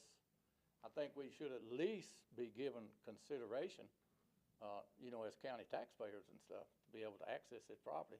I mean, I know you'd have to have restrictions on properties that, just say for the jail over here, for instance, I wouldn't want to go around behind that jail and metal detect, someplace that looks suspicious, But I see you're laughing. I mean, it's. I don't want to go behind a jail either, is what I'm saying. There would have to I was be agreeing with you. restrictions on it, and I mean, that's something that you would have to discuss among yourself and say you can go on this property, or any properties that are fenced in, if it's sensitive area, naturally listed off limits, you know? So I'm not saying that just open it wide open so people can have the run of place. And we're not gonna go in there with a backhoe and tear the property up, you know what I'm saying? Metal detectors, contrary to what Mr. Costin says, are responsible people. We're adults. I mean, we don't go in there and just destroy your property. I go in there and I'll take a shovel and I'll cut a little circle and I'll turn a plug over. I go in there and retrieve my target, put the dirt back in the hole, turn the plug back over. You go over here behind the football stadium at the high school and walk around in there, and I challenge you to find one spot that I've dug in there. All right, Mr. You'll not find one place, and I've dug hundreds of places in there, so. Okay. Mr. Barry, we're gonna have to move our meeting on, but we will take a look into that for you, and, All right, I mean, I would like it for it to be considered and not just a 2-second decision and say no. yes, sir, we I mean, have. there's issues I know that have to be worked through, and, you know, we can work through them. Okay, all right, well, thank you, Mr. Barrett, appreciate your comments, sir. All right, All right, let me, if I can, a couple Yes, more sir. items and I'll be through. There was some discussions or reports in the paper regarding some transfer of funds or payment of funds by the school board back to the county for certain services. This does a little bit of research on this, not a whole lot of research. And contacted the Robinson, Farmer, and Cox, and then Mr. Vaughn gave me some insight just before this evening's meeting. This comes under the cost allocation. It's in the Fund 100, line item 0060. Cost allocation. This is for basically an administrative charge for payroll services, AP, purchasing, a portion of the audit, a portion of treasurer's reconciliation. This started back in the 1980s.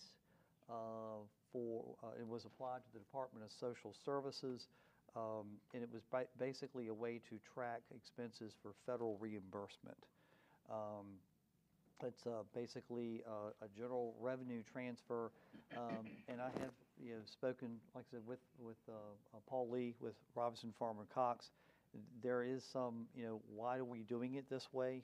Quizzical looks between the two of us. The county is basically putting on paper that it's transferring money to the school, but then the school's transferring it back to the county. So it's worth some more looks, but that's basically what it is. And of course, I now need to find this ordinance that Mr. Vaughn put me onto. But it is a part and parcel of what is called cost allocation cover, and it's basically a proportionate share of administrative things. As I said, like the audit. It's a little piece of that is their share of the audit. A little piece of it is something else. Okay. Mr. Cox, could we leave that on unfinished business Sure. until we get make sure we get a clarification moving forward completely? Absolutely. Thank you. And then the Can final. we get Paul Lee to come up from Robinson Cox, and he can explain it because he worked with us with that. Probably can, yes. Okay. You all want something next month, or do you want something when he comes in on, let me see if he can schedule some of his audit visits. Okay. For one of the nights of the board meeting. Okay. The last item is you all need to align with your LRA decision. Need to reset your August meeting to the 16th at 6 p.m., 7 p.m., at 7 p.m. for the, because of the next day's VACO event. All right, board members, y'all see the suggested motion there? Just change the time. I I move apologize. to set the next regular meeting of the Nottoway County Board of Supervisors to August 16th, 2023 at 7 p.m. in the General District Courtroom for members to attend the County Officials Summit in Richmond, the next day sponsored by Virginia Association of Counties. Can I get a second, please? Second. All right, all in favor signify by saying aye. Aye. Any opposed? All right. Mr. Chairman, that's all I have. If you all have any questions for me. Okay. Mr. Costa, the only question I have for you was all right, we've heard it several times. I've talked to the gentleman that was, that Nottoway County had broken the law and had called, there's been threats from this individual by calling the state police and the FBI because we had broken the law with some adoption of some codes and stuff. You and I had a conversation about that. Can you fill the board in as to the direction after you spoke with state police personnel? Well, I started with the sheriff, and I started with the Commonwealth's attorney, and they both said that because of the relationships of their offices and our office, that they would not be able to pursue anything, that they would turn it over to the state police. If there was anything, I did contact a state police investigator who was familiar with the situation, and he said, it sounds like to me it's either administrative or civil, and we don't do administrative, and we really don't do civil. As far as going up any further, we with the FBI, it basically was FBI kind of drives it by how much money's involved, and we weren't anywhere near the threshold, which means it would fall back to the state, and they said they probably wouldn't pursue it. So there has been contact with law enforcement, and no one seems like it's anything there to investigate. So no criminal activity. And a good friend of mine from Blackstone, y'all might know him, Mr. Billy Colvin told me one time, if anybody accuses you of something, don't be afraid to take it head on. So that's the reason why I made that suggestion. I was basically tired of having that same conversation with that same gentleman, and he threatened to call the police. So, well, I ain't done nothing wrong. So I won't hear 15 years ago, and there's code sections and everything out there. So anyway, board members, comments from the board. Ms. Simmons, do you have anything? Okay. Mr. Vaughn, do you have anything? No. Okay. Ms. Shuckerton, do you have anything? No. Mr. Ingram, do you have anything? No, sir. Okay. Well, ladies and gentlemen, I had a whole sheet here, but due to time, I'm going to let y'all slide on this one, and I'll just simply say, welcome, Dickie. I know you're baptized by fire, but I will say this, Mr. Vaughn's point about moving the seats around. I was hoping at least I'd have a lady sit beside me to make me look better. I can understand that. I can really understand that. So, board members, we do need to go into a closed session real quick. Could I have someone read us into closed session, please? I move that the Board of Supervisors of Nottoway County, Virginia adjourn into closed meeting pursuant to the Code of Virginia 2.2-3711A7 for consultation with legal counsel and briefing by staff members of consultants pertaining to actual probable litigation, where such consultation and a briefing in open meeting would adversely affect the negotiating or litigating posture of the public body, specifically regarding personnel matters and land use regulatory enforcement. 2.2-3711A1, assignment and performance of Pacific County employees, specific relating to personnel matters now pending in county administration, and 2.2-3711A8, consultation with legal counsel employed or retained by public body regarding specific legal matters requiring the provision of legal advice by such counsel, specifically regarding non-current litigation. Can I get a second, please? Second. All right, in favor, signify by saying aye. Aye. Any opposed? We're going into closed session.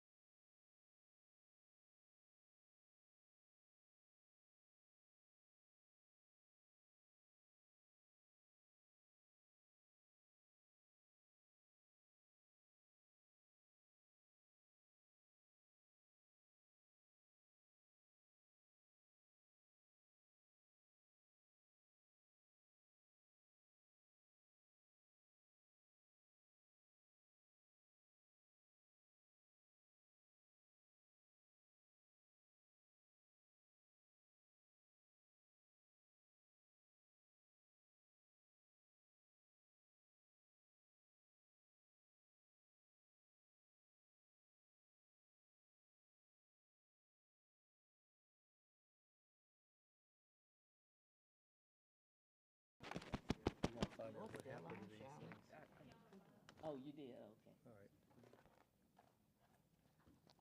You got the Does somebody the have the return verbiage? motion? It is somewhere. I ain't used to this chairman.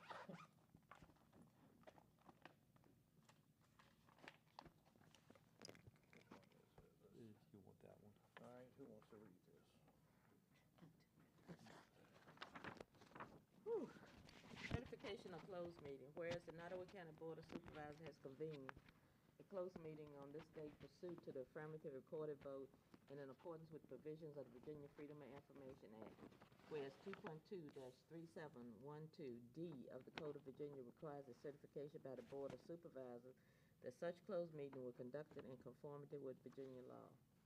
Now therefore be it resolved that the Nottoway County Board of Supervisors hereby certifies that to the best of each member's knowledge, 1, on the public business matters lawfully exempted from open meeting requirements by the Virginia law were discussed in the closed meeting to which this certification resolution applies. And 2, only such public business matters as were identified in the motion convening the closed meetings were heard, discussed, or considered by the Board of Supervisors. And 3, no action was taken in the closed meeting regarding the items discussed. Mr. Costa, would you poll the board, please? Yes, Mr. Chairman. Supervisor Simmons, do you so certify? Yes. Supervisor Vaughn, do you so certify? Yes. Supervisor Shackleton, do you so certify? Yes. Supervisor Ingram, do you so certify? Yes. Mr. Chairman, do you so certify? Yes. You have a 5-0 vote, Mr. Chairman, for certification. Okay, all right. If there's nothing else, board members, I'd like a motion to adjourn. So moved. Yes, Second. all right. All in favor signify by standing up.